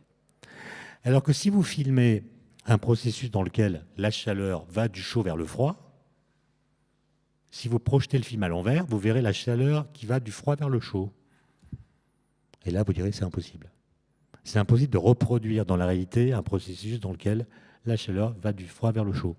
Donc les équations de la thermodynamique sont irréversibles. Et là, il y a une controverse horrible lancé par des physico-chimistes, parce que évidemment, j'ai rien contre les physico-chimistes et encore moins contre les chimistes, mais quand vous montrez une équation réversible à un chimiste, il tombe de sa chaise. Pourquoi? Parce que lui, il prend des éprouvettes. J'ai eu des mauvaises notes en chimie, hein, donc je me venge. Il prend une éprouvette, il y a un liquide bleu, on prend une pipette, on met un liquide jaune, ça explose ou ça sent mauvais, c'est parfois les deux en même temps. Et donc l'état final est très différent de l'état initial. Et quand on dit aux chimistes, tu sais, les équations de la physique disent que le système peut retrouver son état initial plus tard, le chimiste, il dit bullshit. Et bien c'est ce qu'ont fait les chimistes du XIXe siècle. Ils ont dit, les bonnes équations sont celles de la thermodynamique, parce qu'elles ressemblent aux phénomènes que nous observons. Ces gens, on les a appelés les énergétistes, et ils ont même fait des traités de philosophie disant que la matière était une idéalité, que les équations de Newton étaient vraies pour le système solaire, mais pas du tout pour le monde dans lequel nous vivons, et que puisque les phénomènes sont irréversibles, les équations de la physique doivent être irréversibles. Bon, ces gens s'appellent Oswald en Allemagne, et puis en France, il y a eu des gens comme Berthollet et d'autres. Hein. Et puis est arrivé un jeune gars, viennois, en 1871, qui s'appelle Boltzmann. Et Boltzmann, il a compris que l'irréversibilité macroscopique que nous voyons autour de nous était liée au fait que dans les corps physiques, gaz ou autres, il y a beaucoup d'atomes. Or, à l'époque, les physiciens ne croyaient pas à l'existence de l'atome. Et d'ailleurs, les énergétistes reprochaient à Boltzmann de croire à l'atome que personne n'avait jamais vu. On lui disait, tu fais de la métaphysique. Et lui a démontré, en écrivant l'équation de Boltzmann, qu'en fait, la thermodynamique, c'est une mécanique statistique. C'est une mécanique statistique. C'est-à-dire qu'on peut retrouver les équations de la thermodynamique à partir des équations de Newton, à condition de supposer que l'atome existe. Et comment expliquer l'irréversibilité des phénomènes? C'est très simple. Si je prends la collision de deux boules de billard dont j'ai parlé, je la filme, je la passe à l'envers, je ne sais pas dire dans quel sens ça s'est passé. Mais si on veut prendre deux boules, j'en prends beaucoup. Je les mets dans un triangle, je crois que c'est le billard américain. Je mets les boules dans un triangle. J'enlève le triangle, je frappe l'ensemble par une boule qui vient sur un côté. Ça éparpille toutes les billes, les boules de billard qui vont dans tous les sens. Je filme. Je passe le film à l'envers. Je vois des boules qui viennent de partout, qui s'assemblent en triangle. Et une fois qu'elles sont bien ordonnées dans le triangle, il y a une boule qui part perpendiculairement à des côtés. Ça, je ne pourrais jamais jouer au billard. Donc dans ce cas-là, je vois que le film est à l'envers. Je vois que le film est à l'envers, parce que ce que je vois, c'est très peu probable. Et donc, Boltzmann comprend que si l'atome, l'équivalent des boules, existe, alors on peut comprendre l'irréversibilité des phénomènes physiques à partir d'équations réversibles. C'est génial. Et vous voyez, c'est la même idée que tout à l'heure. Les lois physiques contredisent l'observation. Avec des lois irréversibles, on peut comprendre les phénomènes irréversibles. Et évidemment, la controverse est devenue très violente. Boltzmann était quelqu'un d'assez fragile psychologiquement. Il a été victime de harcèlement de la part des énergétistes. Et il s'est suicidé en 1906, qui est l'année où on a découvert l'atome, grâce aux expériences de Jean Perrin. D'accord? Donc vous voyez, la flèche du temps, comme on l'appelle, c'est-à-dire le fait que les phénomènes physiques soient irréversibles, c'est ça le changement. Et ce changement est lié au processus physique et non pas au temps même. Donc le temps n'est pas du tout la même chose que le changement, parce que le temps, il faut plutôt l'assimiler au cours du temps, et non pas à la flèche du temps. La flèche du temps, c'est le problème qui consiste à expliquer comment il se fait que dans un temps irréversible, il y a des phénomènes qui sont irréversibles et d'autres qui ne le sont pas. Et donc, pour répondre à votre question, excusez-moi d'avoir été un peu long, mais je ne dirais pas que le temps, c'est le mouvement.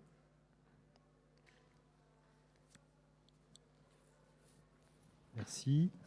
Une autre question derrière. Voilà. Monsieur Klein, alors, je ne sais pas si tout le monde entend. Je ne suis pas encore un élève en terminale, je suis en première. Par conséquent, je ne sais pas si cette question peut être répondue avec les programmes de l'année suivante. Mais à chaque fois que vous, durant toute votre conférence, vous avez parlé du temps, comme si c'était quelque chose d'unique. Pourtant, il y a oui. En 2019, j'avais lu dans un magazine de vulgarisation scientifique des scientifiques qui auraient soi-disant réussi à dater l'idée de temps et le fait que le temps puisse exister un petit peu après le Big Bang. Est-ce qu'on pourrait envisager la possibilité qu'il existe plusieurs temps et que chaque personne, ou voire chaque atome ou chaque particule, soit soumise à un temps différent? Ce qui expliquerait par exemple que si je me soumets à certaines conditions dans l'univers, je pourrais rester jeune tandis que vous vieillissez ou inversement. Et pour vous, mon temps se serait écoulé plus rapidement ou plus lentement. Et voilà. Alors oui, je vais répondre de deux façons différentes. Comme vous savez, il y a beaucoup de romans de science-fiction qui racontent des voyages dans le temps. Bon. Mais à chaque fois qu'on en lit un, au bout de quelques pages, on tombe sur un problème. Un problème de cohérence. C'est que tous ces romans racontent non pas un voyage dans le temps, mais le voyage d'un temps, celui du voyageur temporel, dans un autre temps que le sien. Donc, à ma connaissance, on n'a jamais été capable de raconter un voyage dans le temps sans mettre en scène deux temps différents. C'est le voyage d'un temps dans un autre. Okay ? Or, s'il n'y a qu'un seul temps, il devient justement cette chose dans laquelle le voyage est impossible. Parce que vous pouvez toujours dire que vous voyagez dans le temps parce que vous suivez le cours du temps et que demain, vous serez demain. Donc, vous êtes dans une sorte de voyage qui est porté par le cours du temps. Mais ce n'est pas ça qu'on appelle voyage dans le temps dans les romans de science-fiction dont j'ai parlé. En fait, ce qui est interdit en physique, comme d'ailleurs c'est une vérité de la palisse, c'est qu'on ne peut pas changer le passé. Ce qui a eu lieu, a eu lieu. Même si personne n'en a été témoin, ce qui a eu lieu est protégé de toute rétroaction venant du futur.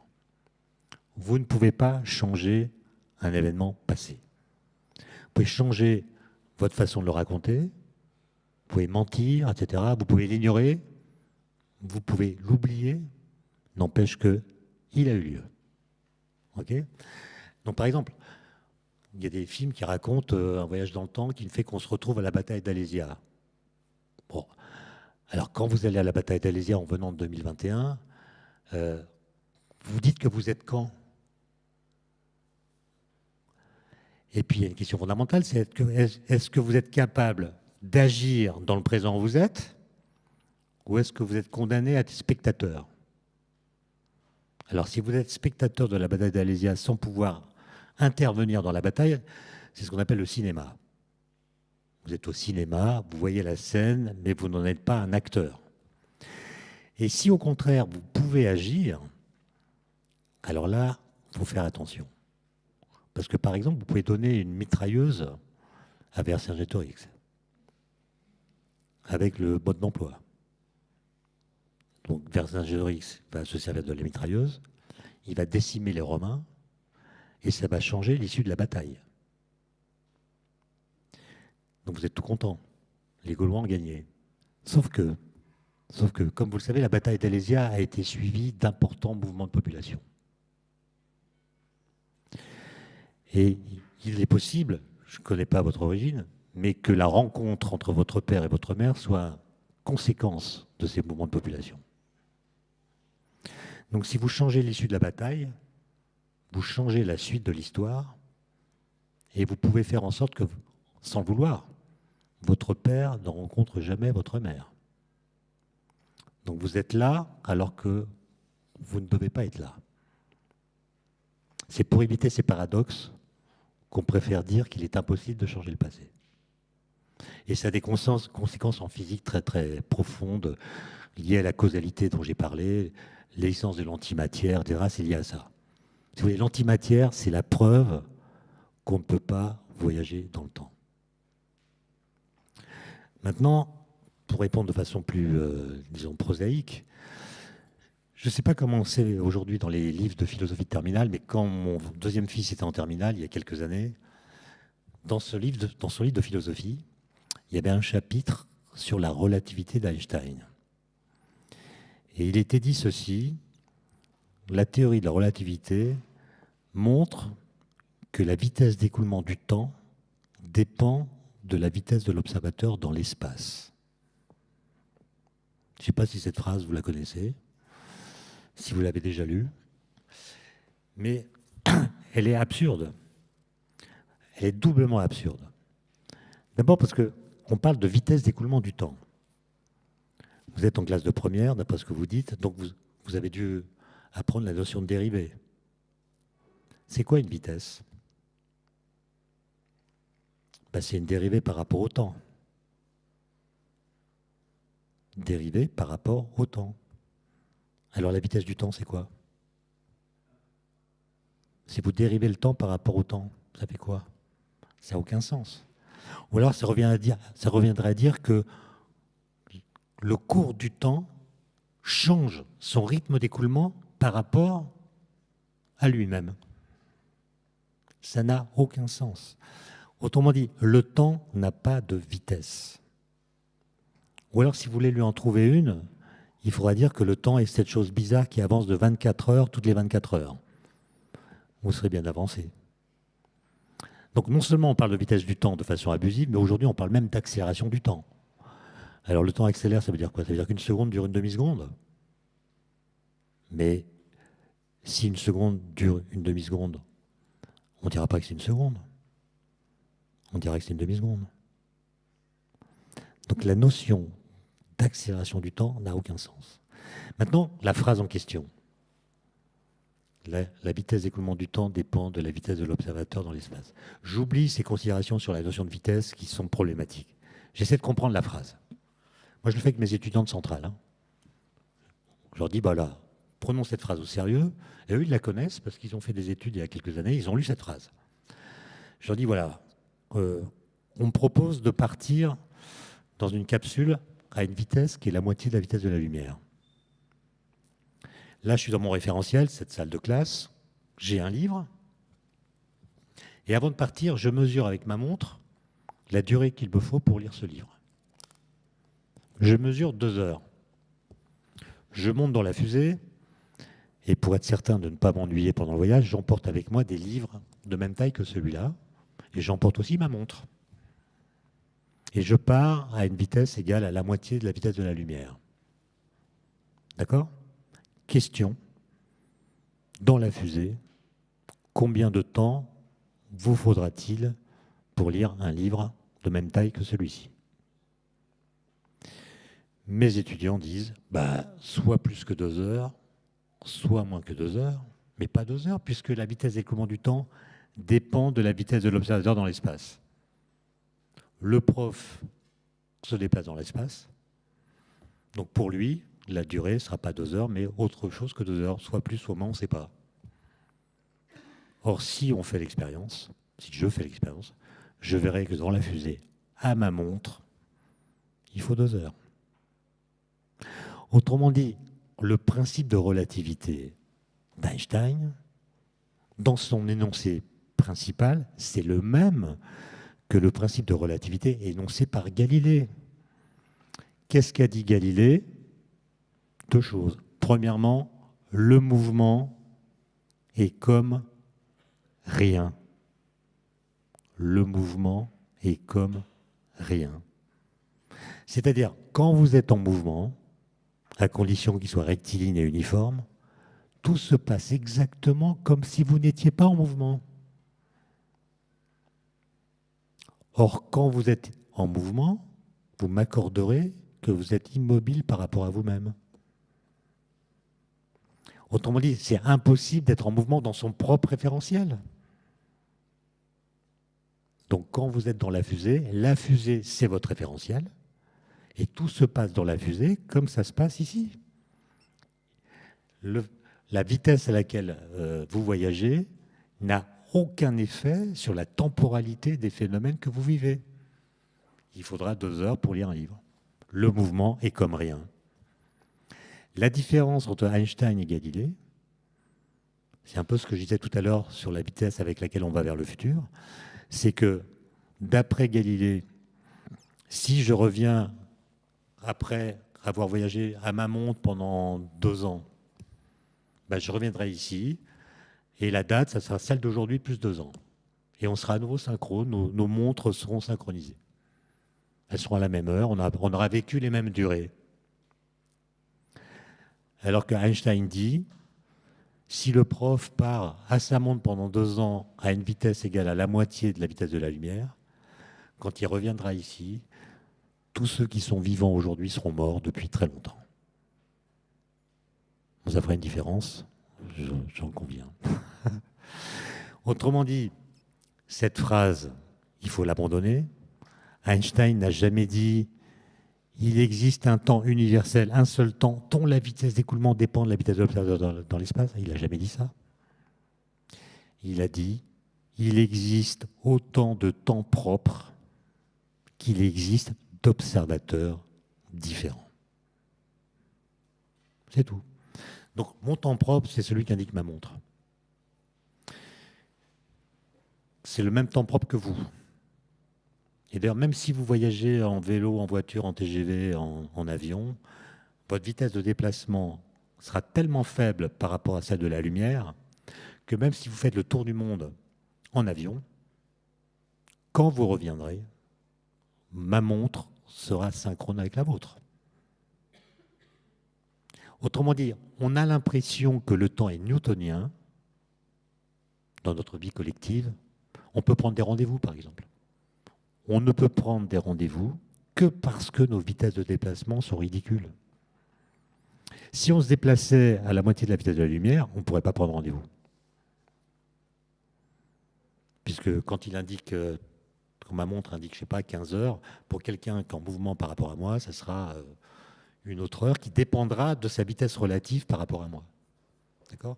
Donc, la théorie de la relativité dit que ce qui est universel, ce n'est pas le temps, c'est le fait d'en avoir un.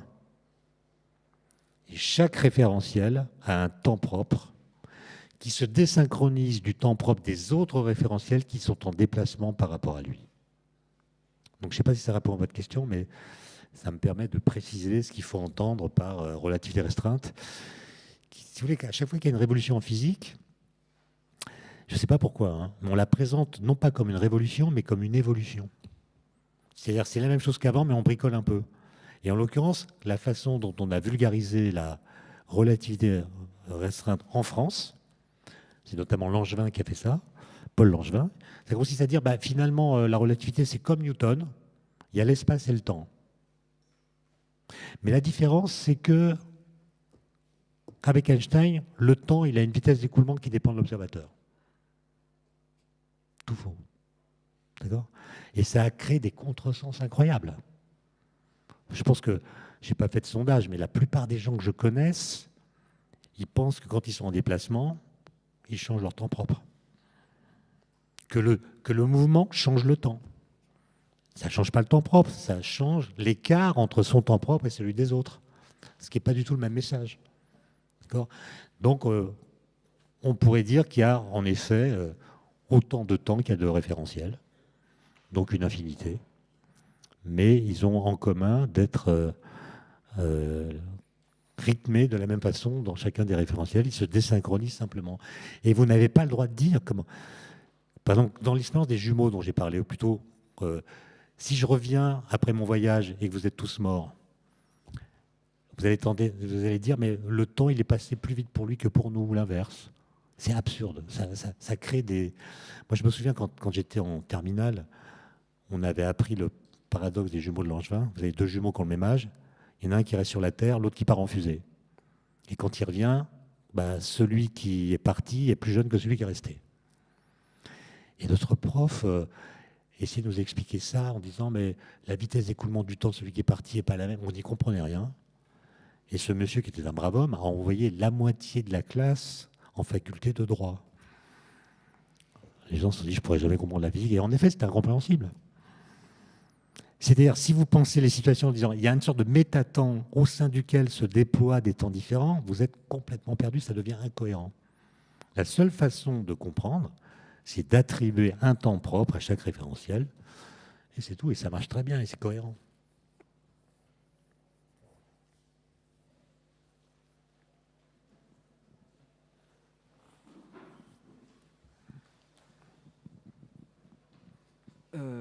Oui, du coup, c'était à propos du temps de Planck. Je ne sais pas si je vais dire une bêtise, mais il me semble qu'il y a un temps limite qu'on puisse physiquement mesurer, du moins un écart de temps. Est-ce que du coup, ça veut dire que le temps, entre guillemets, sauterait de petits grains de temps en petits grains de temps et que... J'entends mal, excusez-moi. Du coup, ce serait à propos du temps de Planck. Temps de Planck, ouais. Il me semble que, si je ne dis pas de bêtises, il y a un temps minimum, entre guillemets, qu'on puisse mesurer, un plus petit temps mesurable. Et du coup, est-ce qu'on peut dire, entre guillemets, que le temps, c'est juste sauter de petits grains de temps en petits grains de temps voilà. Alors, la question de votre camarade, c'est à propos du temps de Planck. Alors, et vous posez la question de savoir si le temps pourrait être discontinu. Est-ce que le temps pourrait passer de temps en temps? C'est un peu ça la question. Au lieu de couler comme un fleuve, il coulerait comme un canal qui serait ponctué par des écluses. L'écluse se remplit, une fois qu'elle est remplie, ça coule, puis ça se remplit à nouveau. Donc ce serait un cours du temps qui serait discontinu. Bon. Alors il y a des modèles comme ceux développés par Alain Cohn qui militent pour ça, mais il y a cette question, c'est si le temps est discontinu, c'est-à-dire s'il passe, puis s'arrête de passer, puis passe, vous avez une question bizarre qui est pendant combien de temps il ne passe pas? Et donc, un temps discontinu se manifesterait sans doute comme un temps continu. D'accord? Puisque les intervalles de temps dans lesquels il n'y a pas de temps doivent avoir une certaine durée pour que ça reprenne. Et donc, vous devez vous poser la question, pendant combien de temps il n'y a pas de temps? Bon, ça c'est presque une pirouette, mais le temps de Planck, si vous voulez, ce n'est pas du tout un temps qui apparaît comme étant une quantification du temps physique. Ça, c'est une sorte de malentendu, si vous voulez. Ça vient de quoi? C'est que j'ai combien de temps là pour parler? 20 minutes. On passe passer 4 à parler du Big Bang, si vous voulez bien. Comme je vous l'ai dit, Einstein pensait que l'univers était stationnaire. L'univers n'a pas d'histoire. On voit qu'il y a des mouvements, par exemple les étoiles se déplacent, mais Einstein, comme tout le monde d'ailleurs, pensait que le mouvement des étoiles, nous le voyons tel qu'il est, et il a toujours été comme nous le voyons qu'il est. Il y a des mouvements dans l'univers, mais l'univers n'a pas d'histoire. L'univers en tant qu'objet physique n'a pas d'histoire. Il a écrit les équations d'Einstein en 1915, nouvelle théorie de la gravitation, qui laisse penser que la gravitation, c'est pas une force en fait. Je ne devrais pas vous le dire parce que vous apprenez le contraire. Mais souvenez-vous de ce que j'ai dit sur le principe d'inertie. Le principe d'inertie, un corps qui n'est soumis à aucune force, un mouvement rectiligne uniforme. Einstein, comme tout le monde, savait qu'il y a de la gravitation partout. D'autant plus qu'à l'époque, on pensait qu'il n'y avait pas d'autres galaxies que la nôtre. Il y avait des nébuleuses, mais les nébuleuses comme Andromède, on pensait que c'était des structures qui étaient dans la Voie lactée. C'était du gaz, des nuages de gaz dans la Voie lactée. Il a fallu attendre les années 1930 quasiment pour comprendre que nébuleuse, Andromède, c'était une galaxie très loin de la nôtre. Mais en 1915, Einstein pense qu'il n'y a qu'une galaxie, et voilà. Et dans cette galaxie, comme il y a des étoiles partout, il y a de la gravitation partout. Il y a un champ gravitationnel partout. Donc tous les corps subissent au moins la gravitation. Donc, l'énoncé du principe d'inertie, un corps qui n'est soumis à aucune force, à un mouvement rectiligne uniforme, c'est de la métaphysique. Ce principe énonce une situation qui n'existe nulle part dans l'univers. Puisque partout dans l'univers, les corps subissent au moins la gravitation. Donc Einstein se fait la remarque suivante. Ou bien on accepte, je le cite texto, ou bien on accepte de bâtir la physique sur du sable. C'est-à-dire sur un principe, en l'occurrence d'inertie, qui n'est actuel nulle part. C'est-à-dire c'est un principe qu'on peut énoncer, mais on ne peut décrire aucune situation dans l'univers dont on puisse dire qu'elle correspond à un mouvement inertiel. Il n'existe pas de mouvement inertiel. On accepte ça. Il n'existe pas de mouvement inertiel et le principe d'inertie est un principe fondamental de la physique. Ça fait bizarre, hein, ça fait un peu tâche. Ou bien, continue Einstein, et c'est là le génie, ou bien on démontre que la gravitation n'est pas une force. Et si la gravitation n'est pas une force, alors on ne pourra pas dire d'un corps qui subit la gravitation qu'il subit une force. Et voilà.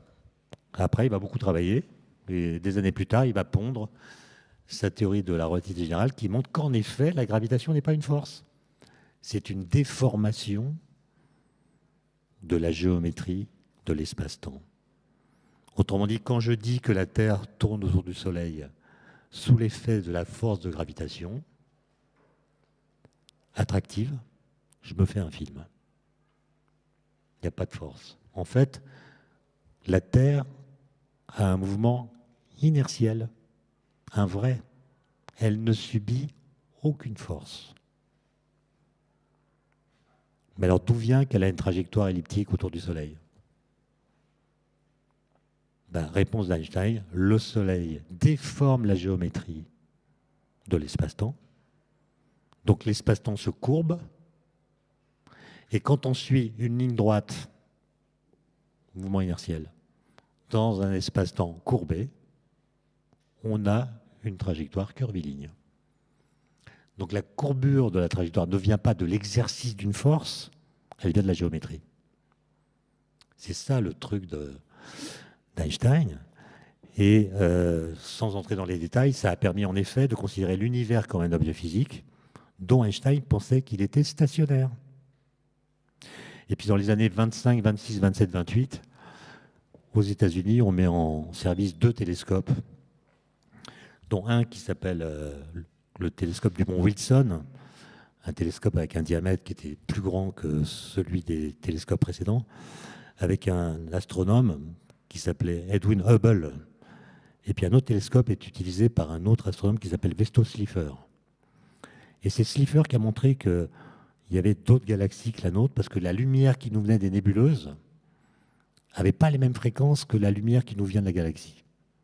Elle est décalée vers le rouge, par un effet Doppler, décalage de fréquence. Et Hubble, il a regardé d'autres galaxies, disons, et il a vu que plus elles étaient loin, et plus la lumière était décalée vers le rouge. Donc plus elles allaient vite, plus elles s'éloignaient vite de nous.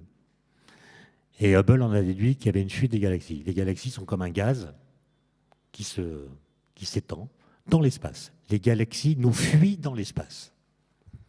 C'est ce qu'il voyait. En tout cas, c'est ce qu'il interprétait des données qu'il recueillait. Et c'est une longue histoire, hein, mais je la fais courte. Il y a un chanoine belge qui s'appelle l'abbé Lemaître, qui lui avait déjà montré qu'il n'existe pas de solution stationnaire des équations d'Einstein, et que les solutions les plus naturelles, c'était un univers en expansion ou en contraction. Il a repris les données de Hubble, et il a montré que contrairement à ce que pensait Hubble, les galaxies que Hubble voyait bouger dans l'espace, en fait, sont immobiles. Les galaxies sont parfaitement immobiles. Et donc la question, c'est d'où vient que leur lumière est décalée, comme si elle s'échappait à grande vitesse. Réponse de Lemaître. en accord avec les équations d'Einstein, c'est pas parce qu'elles ne se déplacent pas, c'est simplement l'espace qui les sépare qui se dilate. Et cette dilatation de l'espace augmente leur distance sans qu'elle bouge. C'est comme quand vous gonflez une baudruche. Hein, vous gonflez un ballon. Avant de le gonfler, vous marquez des points noirs avec un stylo. Vous gonflez. Vous voyez que la distance entre les points noirs, à mesure que vous gonflez le ballon, augmente sans que les points se déplacent à la surface du ballon. C'est la même chose. Et c'est ça qu'on appelle l'expansion de l'univers. C'est le fait que les distances augmentent. Non pas parce qu'il y a un déplacement de matière, mais parce que la géométrie gonfle. Et quand vous mettez tout ça ensemble et que vous changez le sens d'écoulement du temps, alors l'univers qui est en expansion, quand on suit le temps normal, quand vous inversez le sens du temps, il est en contraction. Et si vous prenez les équations d'Einstein telles qu'elles sont, vous extrapolez vers le passé, et il se passe un truc bizarre, c'est que la taille de l'univers diminue, diminue, diminue, la température augmente, la densité d'énergie augmente, et puis vous arrivez à un point. En remontant dans le passé, l'univers se contracte pour devenir un point auquel on a associé l'instant zéro. Et on a appelé ça le Big Bang. Et ce point zéro, il lui correspond une température infinie et une densité de matière infinie. Et tout le monde a interprété ça comme la création de l'univers, etc. Il y a eu des débats théologiques, et qu'est-ce que faisait Dieu avant, qu'est-ce qui a déclenché l'allumette cosmique, etc. Qu'est-ce qu'il y avait avant bon. Question passionnante, mais complètement prématurée. Pourquoi ? Parce que la théorie d'Einstein qu'on a utilisée pour faire ces calculs ne décrit que la gravitation. Alors, je pense que vous le savez, dans l'univers, il y a d'autres forces fondamentales que la gravitation, qui d'ailleurs n'est pas une force. Il y a les forces nucléaires, il y en a deux, la faible et la forte, et il y a la force électromagnétique. Donc même si vos calculs sont mathématiquement justes, il y a un moment où ils deviennent physiquement faux, parce qu'ils ne décrivent pas tous les mécanismes physiques, tous les phénomènes que subissent les particules. Il y a un moment où la densité de matière est tellement forte que vous devez tenir compte des forces nucléaires, des forces électromagnétiques, qui ne sont pas décrites par les équations d'Einstein. Donc les équations d'Einstein sont physiquement incomplètes. Elles ne décrivent qu'une interaction, alors qu'il y en a 4. Et en fait, il y a un moment, dans les calculs, on voit, il y a un moment où on sait que l'extrapolation vers le passé à partir des équations d'Einstein devient fausse. C'est ce qu'on appelle le temps de Planck, ou le mur de Planck. C'est un mur qui est caractérisé par une température, une densité, une taille, qui combine les 3 constantes fondamentales G, gravitation, H, constante de Planck, C, vitesse de la lumière. Donc c'est une situation où on voit qu'il y a de la gravitation, G, mais il y a la physique quantique, H, et puis à C, vitesse de la lumière, il y a de la relativité. Donc c'est un endroit où s'entremêlent des phénomènes relativistes, quantiques, gravitationnels. Et l'honnêteté intellectuelle consiste à dire, en amont de cette limite, nos équations deviennent physiquement fausses. C'est ça que ça veut dire. Et quand on fait un calcul, on voit que le temps de Planck, c'est 10 puissance moins 43 secondes, sous-entendu après le Big Bang. Ce qui est une phrase fausse. Puisque justement, on ne peut rien dire de ce qui s'est passé avant, parce que nos équations ne fonctionnent plus. Et si vous voulez en savoir plus, il faut lire des livres, mais en 1 minute, je conclus. Évidemment qu'il y a des gens qui cherchent à décrire l'univers d'avant le temps de Planck, quand la densité était énorme. En gros, l'énergie des particules, électrons, quarks, etc., c'était l'équivalent de l'énergie d'un TGV. Chaque particule avait autant d'énergie qu'un TGV. Je ne sais pas si vous voyez l'ambiance. Pour vous donner un ordre de grandeur comparatif, quand on a fait les collisions de protons au LHC pour produire le boson de Higgs, on donnait au proton l'énergie d'un moustique en vol. Chaque proton avait l'énergie d'un moustique. Dans un moustique, il y a des milliards de protons. Hein. Nous, c'est un seul proton qui avait toute l'énergie d'un moustique. Et avec ça, on est remonté quelques fractions de seconde après le Big Bang. Mais là, ce n'est pas un moustique, c'est un TGV. Je pense que jamais on fera des accélérateurs capables de créer des collisions mettant en jeu l'énergie d'un TGV, portée par 2 particules. C'est des densités colossales. Bon, donc il y a des gens qui essaient de comprendre ce qui s'est passé avant, et pour ça, ils doivent unifier la mécanique quantique, qui décrit les interactions nucléaires et électromagnétiques, et la relativité générale. Et c'est ça qui est dur. Pourquoi c'est dur? Parce que l'espace-temps n'est pas le même. L'espace-temps de la mécanique quantique, il est rigide, statique. C'est celui dont je parlais tout à l'heure avec l'univers bloc. Alors que l'espace-temps de la relativité générale, il est souple, dynamique et dépend de ce qui s'y passe. Donc il y a des pistes théoriques, je n'ai pas le temps de les énumérer. Il y en a une que vous connaissez sûrement de nom, c'est la théorie des supercordes. Il y a des gens qui travaillent sur la gravité quantique à boucle. Il y a des gens qui travaillent sur le vide quantique. Enfin, il y a plein de gens qui travaillent là-dessus. Et le point crucial, c'est qu'on ne sait pas laquelle de ces théories est la bonne, parce qu'on ne peut pas faire d'expérience, et on ne sait pas si la bonne théorie fait partie de ces schémas théoriques. Mais le truc incroyable, c'est que quand on prend n'importe laquelle de ces ébauches de théories et qu'on l'applique à la compréhension de ce qui s'est passé avant le mur de Planck, l'instant zéro disparaît. Je vous donne un exemple. La théorie des cordes, elle implique plutôt que la température maximale dans l'univers est nécessairement finie. Fini, ça veut dire non infini. C'est-à-dire qu'à tout instant de son histoire et à tout endroit de son espace, la température dans l'univers est toujours inférieure à une certaine valeur limite, très grande, mais qui ne peut pas être dépassée. Il suffit que vous entendiez cette phrase pour comprendre que l'instant zéro dont je parlais tout à l'heure va passer un sale quart d'heure. Souvenez-vous, je vous ai dit, à l'instant zéro est associée une température infinie. La théorie des cordes dit qu'il n'y a pas de température infinie.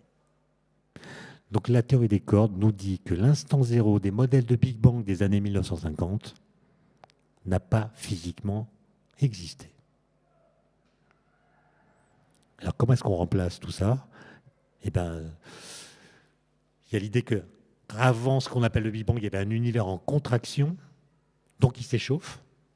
Il finit par atteindre la température maximale autorisée par la théorie des cordes, avant d'atteindre une taille nulle. Là, il ne peut pas se contracter davantage, parce que ça augmenterait sa température, donc il dépasserait la température limite. Donc il ne se contracte plus, il rebondit sur lui-même, et devient l'univers en expansion qui est le nôtre. Autrement dit, ce qu'on appelait le Big Bang, ce n'est pas une explosion originelle, c'est une transition de phase entre un univers d'avant et l'univers d'après. D'accord ? Et puis si je prends d'autres théories, ça sera d'autres modèles, mais dans tous les cas, il y a une histoire. Autrement dit, nous n'avons pas la preuve aujourd'hui que l'univers a eu un commencement. Parce que pour démontrer que l'univers a un commencement, il faudrait démontrer qu'il a été précédé par du néant. Qu'est-ce que c'est que l'origine de l'univers? C'est il n'y a rien, rien du tout, puis il y a un truc. On n'a pas la preuve qu'il n'y a eu rien. Et vous remarquez, ça sera ma conclusion, méfiez-vous des gens qui vous disent l'origine de l'univers, c'est ceci ou cela. Parce que tout le monde parle de l'origine de l'univers, mais en fait, personne ne l'a dit jamais. Il y a des gens qui vont vous dire l'origine de l'univers, c'était un œuf primitif. D'autres vont vous dire c'était le chaos. D'autres vont vous dire c'est un océan primordial. D'autres vont vous dire c'est un trou noir. D'autres vont vous dire c'est une brane, je ne sais pas quoi. Mais vous voyez qu'à chaque fois que vous nommez l'origine de l'univers, vous prononcez une phrase qui contredit l'idée que l'univers a une origine. Prenez par exemple ceux qui disent que l'univers est né d'un œuf originel. Ben, ok. deux possibilités. Soit l'œuf en question a toujours été là. Donc il y a toujours eu quelque chose. Donc l'univers n'a pas d'origine. Il y a toujours eu quelque chose. Soit l'œuf en question n'a pas toujours été là. Ça veut dire qu'il est l'effet d'une cause autre que lui-même qui l'a précédé. Donc ce n'est pas l'origine. D'accord ? À chaque fois que vous désignez l'origine, vous niez l'origine. D'accord ? Et donc la question de l'origine de l'univers est une question métaphysique. Comment le néant, s'il a existé, a-t-il pu cesser d'être le néant ? Les physiciens ne racontent que des généalogies, des histoires, mais jamais des commencements. Le fait d'avoir interprété le Big Bang comme un instant zéro, c'est le résultat d'une extrapolation, d'un calcul et non pas d'une observation. Donc là encore, vous voyez, tout est piégé. Et il y a du travail pour vous.